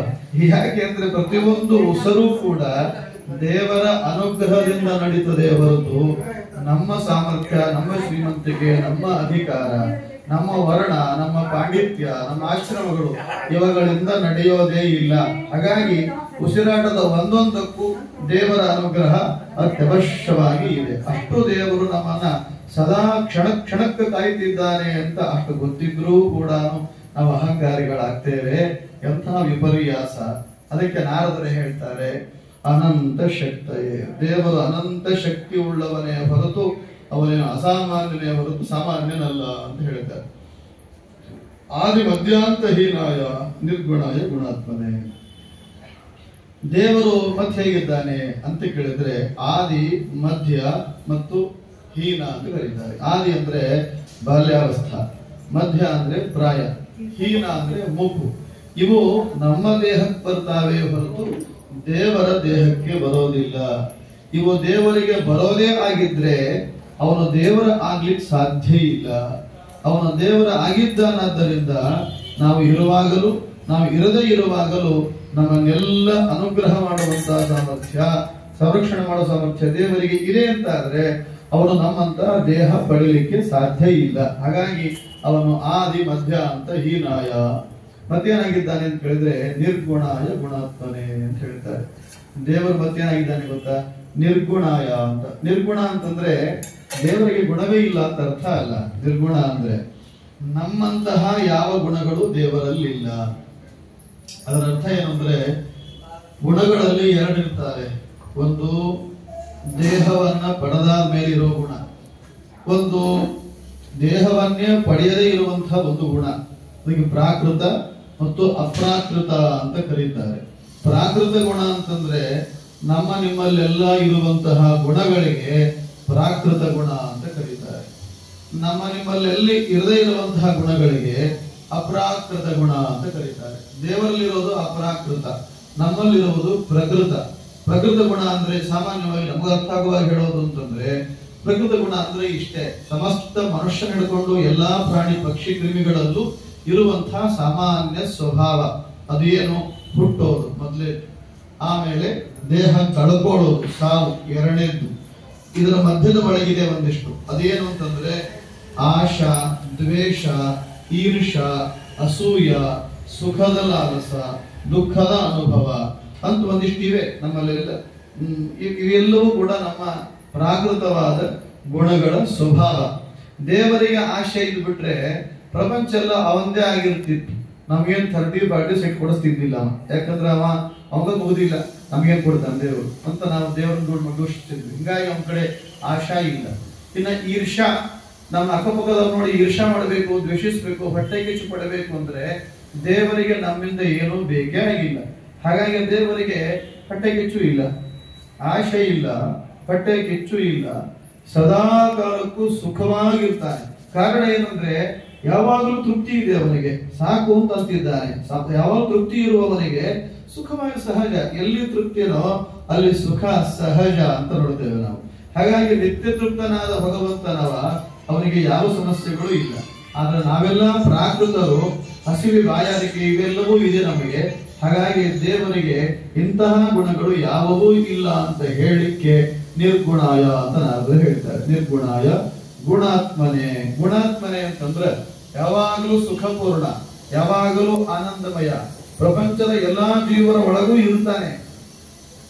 ಕೆಲವರಿಗೆಲ್ಲ ಹೇಳೋದುಂಟು, ಏನ್ ಗೊತ್ತಾ, ಅಲ್ಲ ದೇವರು ನಮ್ಮೊಳಗೆ ಇರ್ತಾನೋ ಇಲ್ಲೋ? ಇರ್ತಾನೆ. ಮತ್ತೆ ನಮ್ಮೊಳಗಿದ್ರೆ ನಮಗೆ ಜ್ವರ ಬಂದ್ರೆ ದೇವರಿಗೆ ಜ್ವರ ಬರುತ್ತದೋ ಇಲ್ಲೋ? ಪ್ರಶ್ನೆ. ಇವತ್ತಿನ ಮಾಡೋ ಚಿಕಿತ್ಸೆಗಳು ಪ್ರಶ್ನೆ ಇದು.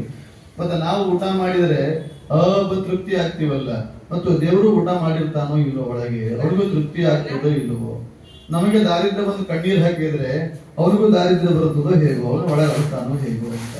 ಯಾಕೆಂದ್ರೆ ನಮ್ಮ ಒಳಗೆ ಇರುವ ದೇವರು, ಆದ್ದರಿಂದ ನಮಗಾಗುವ ಎಲ್ಲಾ ಸಮಸ್ಯೆಗಳು ಒಳಗಿರುವ ದೇವರಿಗೂ ಆಗಬೇಕಲ್ಲ ಅಂತ ಕೇಳಿದ್ರೆ ಹಾಗೆಲ್ಲ ಆಗೋದಿಲ್ಲ ಅಂತ. ನಮ್ಮ ಒಳಗಿರುವ ದೇವರಿಗೆ ಆ ಸಮಸ್ಯೆ ಬರಬೇಕು ಅಂತ ಏನಿಲ್ಲ. ಎಲ್ಲೋ ಮೊಬೈಲ್ ಬಿದ್ದು ಒಡೆದು ಹೋದ್ರೆ ಸಿಮ್ ಕಾರ್ಡ್ ಏನ್ ಕಷ್ಟ ಇಲ್ಲ, ಬೇರೆ ಮೊಬೈಲ್ ಹಾಕೋಬಹುದಲ್ವ? ಯಾವ್ದೋ ಸಿಮ್ ಕಾರ್ಡ್ ಒಳಗೆ ಮೊಬೈಲ್ ಹಾಕಿರ್ತೀವಲ್ಲ. ಅದಕ್ಕೆ ಜಗನ್ನಾಥ ದಾಸರು ಬಹಳ ಚಂದ ಹೇಳ್ತಾರೆ ಇದನ್ನ. ಜೀವ ಮತ್ತು ಈ ಪರಮಾತ್ಮ ದೇವರು ಜೊತೆಯಲ್ಲಿ ಇದ್ರನೇ ನಮಗೊಂದು ಕ್ರಿಯಾಗಿರ್ತದೆ. ದೇವರು ಇಲ್ಲದೆ ಕ್ರಿಯಾಗಿರೋದೇ ಇಲ್ಲ. ಆದ್ರೆ ನಮ್ಮಲ್ಲಾಗುವ ಎಲ್ಲಾ ನೋವುಗಳು, ಎಲ್ಲಾ ಸುಖಗಳಿಗೂ ದೇವರ ಕಾರಣ. ಅವನಿಗೂ ಆಗ್ತವೆ ಅಂದ್ರೆ ಅವನಿಗೆ ಆಗೋದಿಲ್ಲ. ಅವ ನಮಗೆ ಒಳಗೆದ್ದು ಪ್ರವೃತ್ತಿ ಮಾಡ್ತಾನೆ ಹೊರತು ನಮಗಾಗುವ ಎಲ್ಲಾ ಅನಿಷ್ಟಗಳು ದೇವರಿಗೆ ಆಗೋದಿಲ್ಲ. ಹೆಂಗ್ ಪ್ರೂವ್ ಮಾಡ್ತೀರಿ ಇದು ಆಗಂಗಿಲ್ಲ ಅಂತ ಹೆಂಗ್ ಹೇಳ್ತೀರಿ ನೀವು ಅಂತ ಕೇಳಿದ್ರೆ ಅದಕ್ಕೊಂದು ದೃಷ್ಟಾಂತ ಕೊಡ್ತಾರೆ ಜಗನ್ನಾಥದಾಸರು. ಏನ್ ದೃಷ್ಟಾಂತ ಅಂತಂದ್ರೆ, ಈ ಹುಡುಗೋಲು ಕೊಡ್ಲಿ ಮಾಡ್ತಿರ್ತಾರಲ್ಲ, ಅವರು ಒಂದು ಕಬ್ಬಣನ ಕಾಯಿಸ್ತಾರೆ. ಏನೋ ಬೆಳೆದ ಅಗಲು ಮಾಡಬೇಕು ಅಂತ ಕಬ್ಬಣ ಕಾಯಿಸ್ತಿರ್ತಾನೆ. ಅವ ಕಬ್ಬಣ ಕಾಯಿಸಿ ಕೆಂಪಗ ಕಾಯಿಸ್ತಾನೆ. ಅವಾಗ ನಮಗೊಂದು ಜ್ಞಾನ ಬರುತ್ತದೆ. ಏನು? ಕಬ್ಬಣದಲ್ಲಿ ಬೆಂಕಿ ಇದೆ, ಇದೆಯೋ ಇಲ್ವೋ? ಕೆಂಪಗ ಕಾಣಿಸ್ತಾ ಇದೆ. ಬೆಂಕಿ ಇದ್ದದ್ದಕ್ಕೆ ಬಡದ್ರ ಮಣಿತದೆ, ಇಲ್ಲದಿದ್ರೆ ಮಣಿಯೋದೇ ಇಲ್ಲ. ಹಾಗಾಗಿ ಒಂದು ಕುಲುಮಿ ಒಳಗೆ ಒಂದು ಕಬ್ಬಣನ ಕೊಡಲಿನೋ ಕುಡುಗೋಲೋ ಇನ್ನೇನೋ ಮಾಡಬೇಕು ಅಂತ ಹೇಳಿ ಕಾಯಿಸುವಾಗ ಕಾಯ್ದ ಕಬ್ಬಣದ ಒಳಗೆ ಬೆಂಕಿಯೂ ಇರ್ತದೆ, ಹೌದಾ? ಆ ಇದ್ದ ಬೆಂಕಿ ಅದನ್ನ ಮಣಿಸ್ಬೇಕು ಅಂತ ಆದ್ರೆ ಇನ್ನೊಂದು ದೊಡ್ಡದಾದ ಸುತ್ತಿಗೆ ತಗೊಂಡು ಅದಕ್ಕೆ ಹೊಡಿತಾನೆ. ಸುತ್ತಿಗೆ ತಗೊಂಡು ಆ ಕಬ್ಬಣಕ್ಕೆ ಹೊಡೆದಾಗ ಆ ಕುಲುಮೆಯವನಿಗೆ ಯಾವ ಆಕಾರ ಬೇಕೋ ಆ ಆಕಾರ ಕಬ್ಬಣ ಆಗ್ತದೆ ಬೆಂಕಿಯ ಸಂಸರ್ಗದಿಂದ. ಆದ್ರೆ ಅಲ್ಲೊಂದು ಪ್ರಶ್ನೆ ಬರ್ತದಲ್ವಾ? ಏನ್ ಪ್ರಶ್ನೆ ಅಂದ್ರೆ, ಆ ಕುಲುಮೆಯಲ್ಲಿ ಆ ಕಬ್ಬಣಕ್ಕೆ ಕಾಯಿಸಿ ಹೊಡೆಯುವಾಗ ಹೊಡೆಯುವ ಸುತ್ತಿಗೆ ಪೆಟ್ಟು ಬೆಂಕಿಗೆ ಬೀಳ್ತದ, ಕಬ್ಬಣಕ್ಕೆ ಬೀಳ್ತದ ಅಂತ ಪ್ರಶ್ನೆ ಹೇಳ್ತಾರೆ ನೋಡಿ. ಬೆಂಕಿಗೆ ಬೀಳ್ತದ, ಕಬ್ಬಣಕ್ಕೆ ಬೀಳ್ತದ ಅಂತ. ಇಲ್ಲಿ ಇಲ್ಲ, ಬೆಂಕಿಗೆ ಬೀಳ್ತದೆ. ಯಾಕೆ ಗೊತ್ತಾ? ಹೊಡೆದಾಗಲ್ಲ ಬೆಂಕಿ ಗಿಡ ಹಾರಿದಿರ್ತದಲ್ಲ, ಹಾಗಾಗಿ ಬೆಂಕಿಗೆ ಪೆಟ್ಟು ಬೀಳೋದು. ಹಾಗಾದ್ರೆ ಮಣದದ್ದು ಯಾವುದು? ಬೆಂಕಿ ಮಣಿತ, ಕಬ್ಬಣ ಮಣಿತ? ಕಬ್ಬಣ ಮಣದಿದೆ. ಕಬ್ಬಣ ಮಣದಿದೆ ಅಂತ ಆದ್ರೆ ಪೆಟ್ಟು ಕಬ್ಬಣಕ್ಕೆ ಅಲ್ವಾ, ಬೆಂಕಿಗೆ ಹೇಗೆ? ತನ್ನ ಹೇಗೆ ಬೇಕೋ ಹಾಗೆ ಹೊಡೆದು ಮಣಿಸಿದ ಮೇಲೆ ಅದನ್ನ ನೀರಲ್ಲಿ ಹಾಕ್ತಾನೆ. ಅವ ನೀರಲ್ಲಿ ಹಾಕಿದ ಮೇಲೆ ಬೆಂಕಿ ಇಲ್ಲ, ಅಲ್ಲಿ ಮಣದ ಕಬ್ಬಣ ಮಾತ್ರ ಇರುತ್ತದೆ.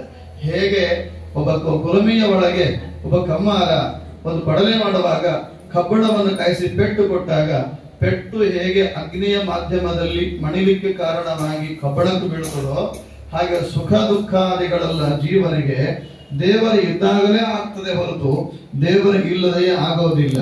ಆದ್ರೆ ಸುಖ ದುಃಖಾದಿಗಳು ದೇವರಿದ್ದಾಗ ಬರುವ ಅನುಭವ ಅದು ಜೀವನಿಗೆ ಹೊರತು ದೇವರಿಗೆ ಅಲ್ಲ ಅಂತ ಸುಸ್ಪಷ್ಟವಾಗಿ ಅದಕ್ಕೆ ಸಪ್ರಮಾಣವಾಗಿ ಹೇಳ್ತಾರೆ ಜಗನ್ನಾಥದಾಸರು ಅಂತ ನೋಡ್ತೇವೆ.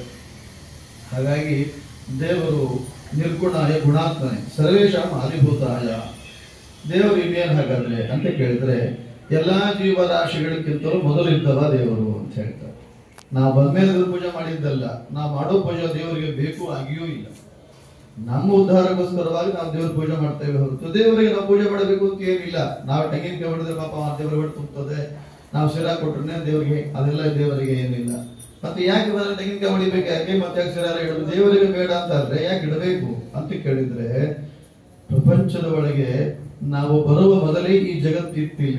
ನಮ್ಮ ಅಪ್ಪನ ಸೃಷ್ಟಿ ಮಾಡಲಿಲ್ಲ, ನಮ್ಮ ಅಜ್ಜನ ಸೃಷ್ಟಿ ಮಾಡಲಿಲ್ಲ, ನಮ್ಮ ತಾತ ಸೃಷ್ಟಿ ಮಾಡಲಿಲ್ಲ, ಯಾವ ಪ್ರಧಾನಮಂತ್ರಿನೂ ಇದು ಸೃಷ್ಟಿ ಮಾಡಿಲ್ಲ, ಯಾವ ರಾಷ್ಟ್ರಪತಿಯು ಇದು ನಿರ್ಮಾಣ ಮಾಡಿಲ್ಲ. ಈ ಗಾಳಿ, ಬೆಂಕಿ, ನೀರು ಮತ್ತೆ ಭೂಮಿ, ಗಿಡ ಎಲ್ಲವೂ ಕೂಡ ಮೊದಲೇ ಈ ಜಗತ್ತಿನ ಮೊದಲೇ ಇತ್ತಲ್ವ. ಮೊದಲೇ ಇದ್ದದ್ದ ಜಗಕ್ಕೆ ನಾವು ಬಂದಿದ್ದೇವೆ ಅಂತಂದ್ರೆ ಏನರ್ಥ? ಜಾಗ ನಮ್ದಲ್ಲ ಅಂತ ಅರ್ಥ ಅಲ್ವಾ? ಇದು ಜಾಗ ನಮ್ದಲ್ಲ. ಯಾರ್ದೋ ಮನೆಗೆ ಹೋಗಿರ್ತೇವೆ, ನಾವು ಒಂದು ಬಾಡಿಗೆ ಮನೆಗೆ ಹೋಗ್ತೇವಲ್ವಾ.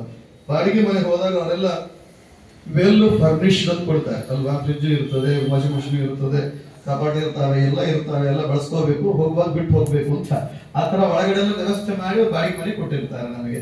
ನಾವು ಆ ಮನೆಗೆ ಹೋದ ಕೂಡಲೇನೆ ಬಹಳ ಎಚ್ಚರಿಕೆಯಲ್ಲಿ ಇರ್ಬೇಕಲ್ವಾ. ಬಿಟ್ಟು ಹೋಗುವಾಗ ಅದು ಮೊದಲು ಹೇಗಿತ್ತೋ ಹಾಗೆಯೇ ಬಿಟ್ಟು ಹೋಗಬೇಕು. ಏನಾದ್ರೂ ವ್ಯತ್ಯಾಸ ಮಾಡಿದ್ರೆ ಅದಕ್ಕೆ ಬೆಲೆ ಕೊಡಬೇಕಾಗ್ತದೆ ನಾವು ಅಲ್ವಾ. ಈಗ ಗಿಡಿಸಿರಿ ನೀವು, ಇಷ್ಟು ಫೈನ್ ಬೀಳ್ತದೆ ನಿಮಗೆ ಅಂತ ಅವ್ನು ಫೈನ್ ಹಾಕ್ತಾನೆ ನಮಗೆ. ಹೇಗಿತ್ತು ಹಾಗೆ ಕೊಟ್ಟು ಹೋಗೋದು ನಿಯಮ ಅಲ್ವಾ. ಯಾಕೆ ಕೊಡ್ಬೇಕು ಅಂದ್ರೆ ನಾವು ಬರುವ ಮೊದಲೇ ಅದು ಹಾಗಿತ್ತು, ಅದು ನಮ್ದಲ್ಲ, ಅಲ್ಲಿ ಇರ್ಲಿಕ್ಕೆ ಬಂದಿದ್ದೇವೆ ನಾವು. ಬಿಟ್ಟು ಹೋಗುವಾಗ ಅದು ಹೇಗಿತ್ತು ಹಾಗೆ ಕೊಟ್ಟು ಹೋಗ್ಬೇಕು ದೇವರಿಗೆ, ಇನ್ನೊಬ್ಬರಿಗೆ, ಮಾಲಕರಿಗೆ, ಯಾರಿಗೂ ಕೊಟ್ಟು ಹೋಗ್ಬೇಕಲ್ವಾ. ಅಂತ ಆದ್ಮೇಲೆ ಅಲ್ಲಿ ಬಳಸುವ ಒಂದೊಂದು ವಸ್ತುವಿಗೂ ಬೆಲೆ ಇರ್ತದಲ್ವಾ.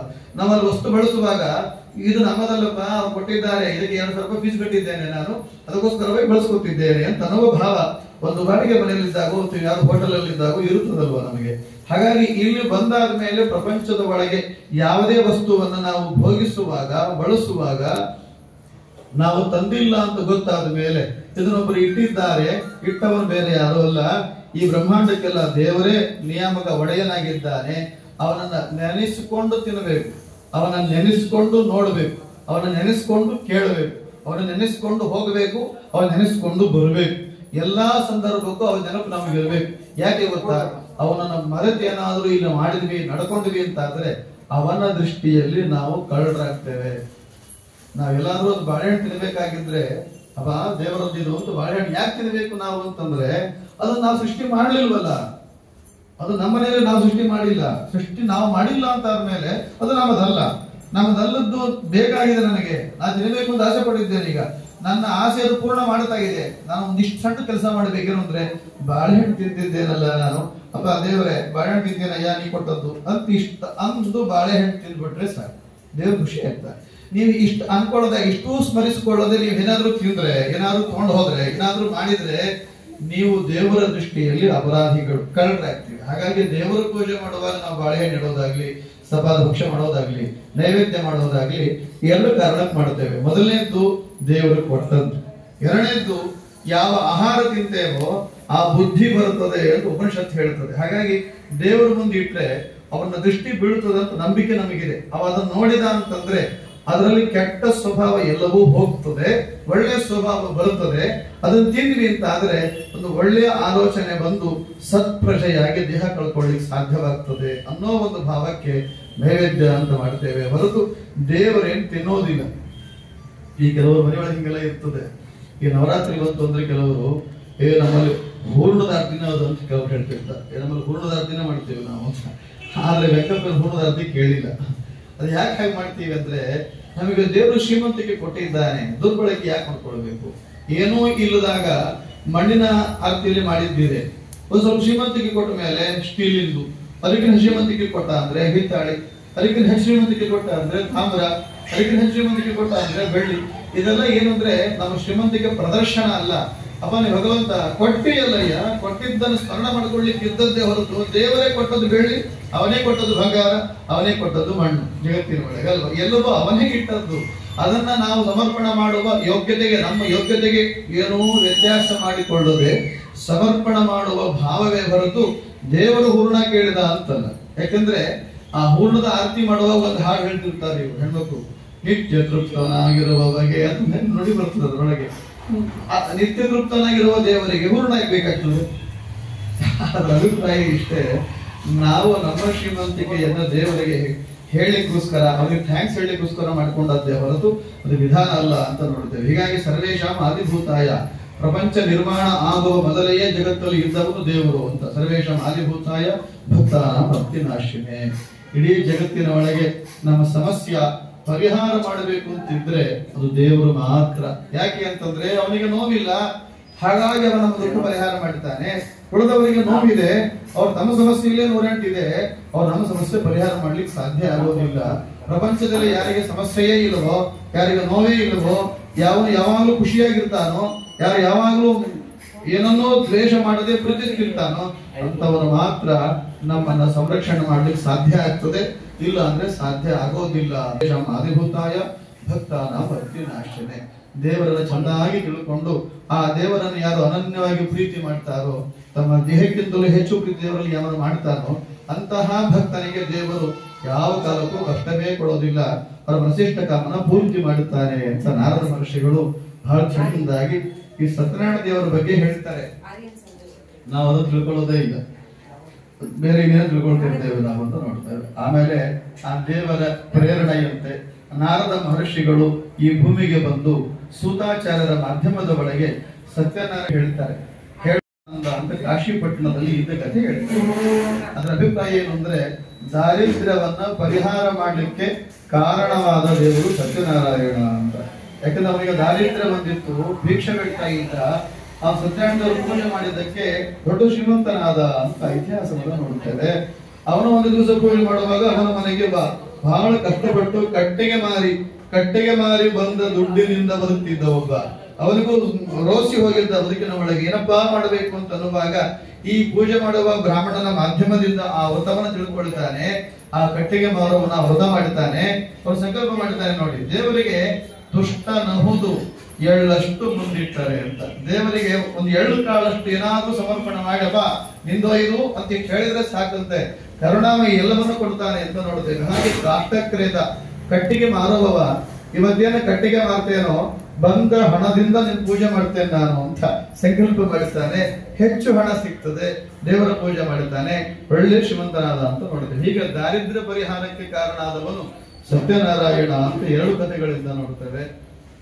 ಹಾಗೆ ಒಬ್ಬ ಉಲ್ಕಮುಖ ಅನ್ನುವ ರಾಜನಿಗೆ ಮಕ್ಕಳೇ ಆಗಿರೋದಿಲ್ಲ. ಮಕ್ಕಳಿಗೋಸ್ಕರವಾಗಿ ಈ ವ್ರತವನ್ನು ಆಚರಣೆ ಮಾಡ್ತಾನೆ. ಆಗ ಅವರಿಗೆ ಮಕ್ಕಳಾಗ್ತಾವೆ. ಸಂತಾನವನ್ನು ಕೊಡುವಂತಹ ದೇವರು ಯಾರು ಅಂದ್ರೆ ಅದು ಸತ್ಯನಾರಾಯಣ ಅಂತ. ಹೀಗೆ ಆ ಒಂದು ಕಥೆಯನ್ನು ಹೇಳ್ತಾರೆ. ಅವರ ಮಾಧ್ಯಮದಲ್ಲಿ ಒಬ್ಬ ವೈಶ್ಯ ವ್ಯಾಪಾರಿ ಪೂಜೆ ಮಾಡುತ್ತಾನೆ. ಅವರಿಗೂ ಸಂತಾನ ಆಗಿರೋದಿಲ್ಲ. ಸಂಕಲ್ಪ ಮಾಡಿ ಮರಿತಾರೆ. ನಾವು ಹಾಗೆಲ್ಲ ಮಾಡ್ತೇವೆ, ಕೆಲವು ಸಾರಿ ಸಂಕಲ್ಪ ಮಾಡ್ತೇವೆ, ದೇವ್ರ ಪೂಜೆ ಮಾಡಬೇಕು ಮಾಡುತ್ತೇವೆ, ಆಮೇಲೆ ಯಾವುದೋ ಸಂದರ್ಭಕ್ಕೆ ಮರ್ತು ಹೋಗ್ಬಿಡ್ತೇವೆ. ಆಮೇಲೆ ಅದನ್ನ ದೇವರೇ ನೆನಪಿಸ್ತಾನೆ, ಪೂಜೆ ಮಾಡಿಸ್ಕೊಂಡು ಉದ್ಧಾರ ಮಾಡ್ತಾನೆ ಅಂತ. ಹಾಗೆ ಆ ವೈಶ್ಯನಿಗೆ ತನ್ನ ಮರೆತು ಹೋದ ವೃತ್ತದ ಸ್ಮರಣೆಯನ್ನು ತಂದುಕೊಟ್ಟು ತಾನು ಪೂಜೆಯನ್ನ ಮಾಡಿಸಿಕೊಂಡು ಸಂತಾನವನ್ನು ಕೊಟ್ಟು ಅನುಗ್ರಹ ಮಾಡಿದ ಅಂತ ಆ ವೈಶ್ಯ ವ್ಯಾಪಾರಿಯ ಕಥೆಯಲ್ಲಿ ಕೇಳ್ತೇವೆ. ಆಮೇಲೆ ತುಂಗಧ್ವಜ ಅಂತ ಒಬ್ಬ ರಾಜ ಇದ್ದ, ಅವನು ಪ್ರಸಾದಕ್ಕೆ ಅವಮಾನ ಮಾಡಿದ ಅಂತ. ನಮ್ಮಲ್ಲಿ ದೇವರು ಕಣ್ಣಿಗೆ ಕಾಣಿಸೋದಿಲ್ಲ, ಅದರಂತೆ ಭಾವವೂ ಕಣ್ಣಿಗೆ ಕಾಣಿಸೋದಿಲ್ಲ. ನಮ್ಮ ಭಾವನೆ ಇದೆಯಲ್ಲ ಅದು ಕಣ್ಣಿಗೆ ಕಾಣಿಸೋದಿಲ್ಲ. ಈಗ ದೇವರು ಕೂಡ ನಾವು ಮಂತ್ರಾಕ್ಷತೆ ಹೇಗೆ ಕಟ್ಟ ಕುಂಕುಮ ಇರಿಸ್ತೇವೆ ದೇವರಿಗೆ, ನಮಗೆ ಅನುಗ್ರಹ ಮಾಡಿದ ಅದು ಹೇಗೆ ಗೊತ್ತಾಗ್ಬೇಕು? ಈಗ ನಾವು ದೇವರು ಕಾಣಿಸೋದಿಲ್ವಲ್ಲ ನಮಗೆ, ಅದು ಹೇಗೆ ಗೊತ್ತಾಗೋದು ನಮಗೆ? ಅದಕ್ಕೆ ಒಂದು ಮಾಧ್ಯಮ ಏನು ಅಂದ್ರೆ, ಒಂದು ಸಪಾದ ಸತ್ಯನಾರಾಯಣ ಪ್ರಸಾದವೋ ಅಥವಾ ತೆಂಗಿನಕಾಯಿಯೋ ಅಥವಾ ಒಂದು ಬಾಳೆಹಣ್ಣು ಅಥವಾ ಒಂದು ಕಲಸಕ್ರಿಯೋ ಕೊನೆಗೊಂದು ಮಂತ್ರಾಕ್ಷತೆಯೋ ಅಥವಾ ಒಂದು ತೀರ್ಥವೋ ಅಥವಾ ಗಂಟಿ ಬಾರಿಸುವ ಧ್ವನಿಯೋ ಏನಾದ್ರೂ ಒಂದು ಮಾಧ್ಯಮ ಇಟ್ಕೊಳ್ತೇವೆ ನಾವು. ಕೆಲವರು ಮಠಕ್ಕೆ ಬರುವಾಗಲೇ ಯಾರೋ ಗಂಟೆ ಬರ್ಸ್ಬಿಟ್ರೆ ಅವ್ರಿಗೆ ಪ್ರಸಾದ ಆಯ್ತಪ್ಪ, ನಮಗೆ ನಾನು ಬರೋದಕ್ಕೆ ಗಂಟೆ ಬರ್ಸ್ಬಿಟ್ರೆ ನನ್ನ ಕೆಲಸ ಆಗ್ತದೆ ಅಂತ ನಂಬಿಕೆ. ಹಾಗಾಗಿ ಇಂತಹದೊಂದು ಮಾಧ್ಯಮದ ಮುಖಾಂತರವಾಗಿ ನಾವು ದೇವರ ಅನುಗ್ರಹವನ್ನು ನಾವು ಕಲ್ಪಿಸಿಕೊಳ್ತೇವೆ, ಚಿಂತಿಸಿಕೊಳ್ತೇವೆ, ನಂಬಿಕೆಯಿಂದ ಅದನ್ನ ಶ್ರದ್ಧೆಯಿಂದ ಸ್ವೀಕಾರ ಮಾಡ್ತೇವೆ. ಅಂತಹ ಪ್ರಸಾದಕ್ಕೆ ಅವಮಾನ ಮಾಡುತ್ತಾನೆ ತುಂಗಧ್ವಜ ರಾಜ.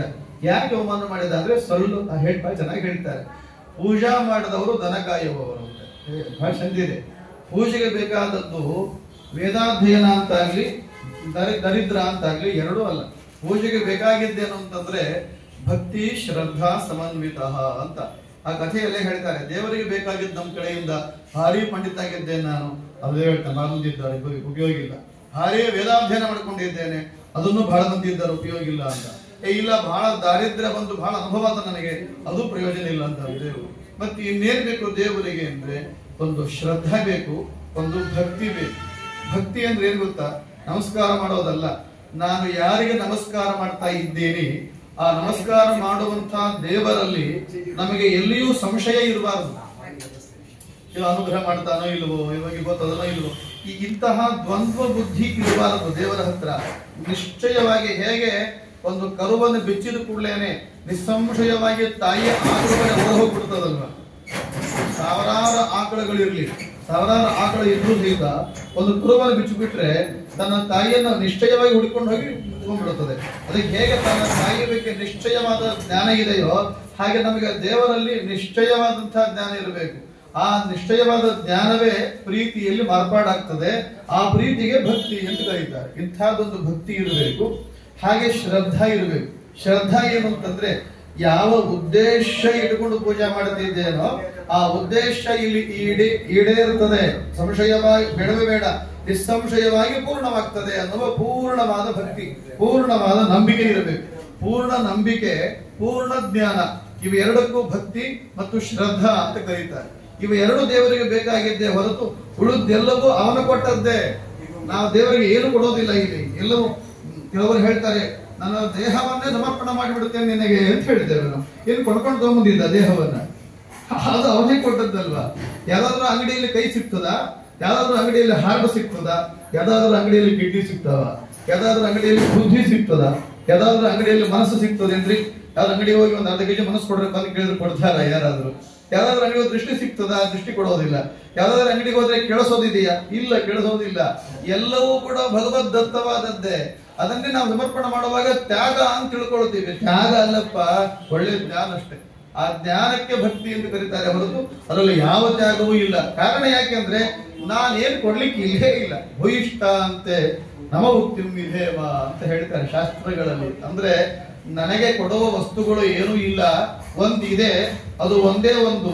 ಅದು ಏನು ಅಂದ್ರೆ ನಮನ, ನಮಸ್ಕಾರ ಮಾತ್ರ ಅಂತ. ಅಷ್ಟು ಬಿಟ್ಟು ಬೇರೆ ಏನು ಕೊಡ್ಲಿಕ್ಕಿಲ್ಲ. ಕೊಡ್ಲಿಕ್ಕಿಲ್ಲ ಅಂದ್ರೆ ದರಿದ್ರ ಅಂತ ಅರ್ಥ ಅಲ್ಲ. ಮತ್ತೆ ಕೊಡ್ಲಿಕ್ಕೆ ನಂದು ಅಂತ ಏನಿಲ್ಲ ಇಲ್ಲಿ. ನಂದು ಅಂತ ಇದ್ದದ್ದು ಒಂದೇ, ಏನು? ಬಾಗಿದ ಮನಸ್ಸು, ಪಕ್ವವಾದ ಬುದ್ಧಿ.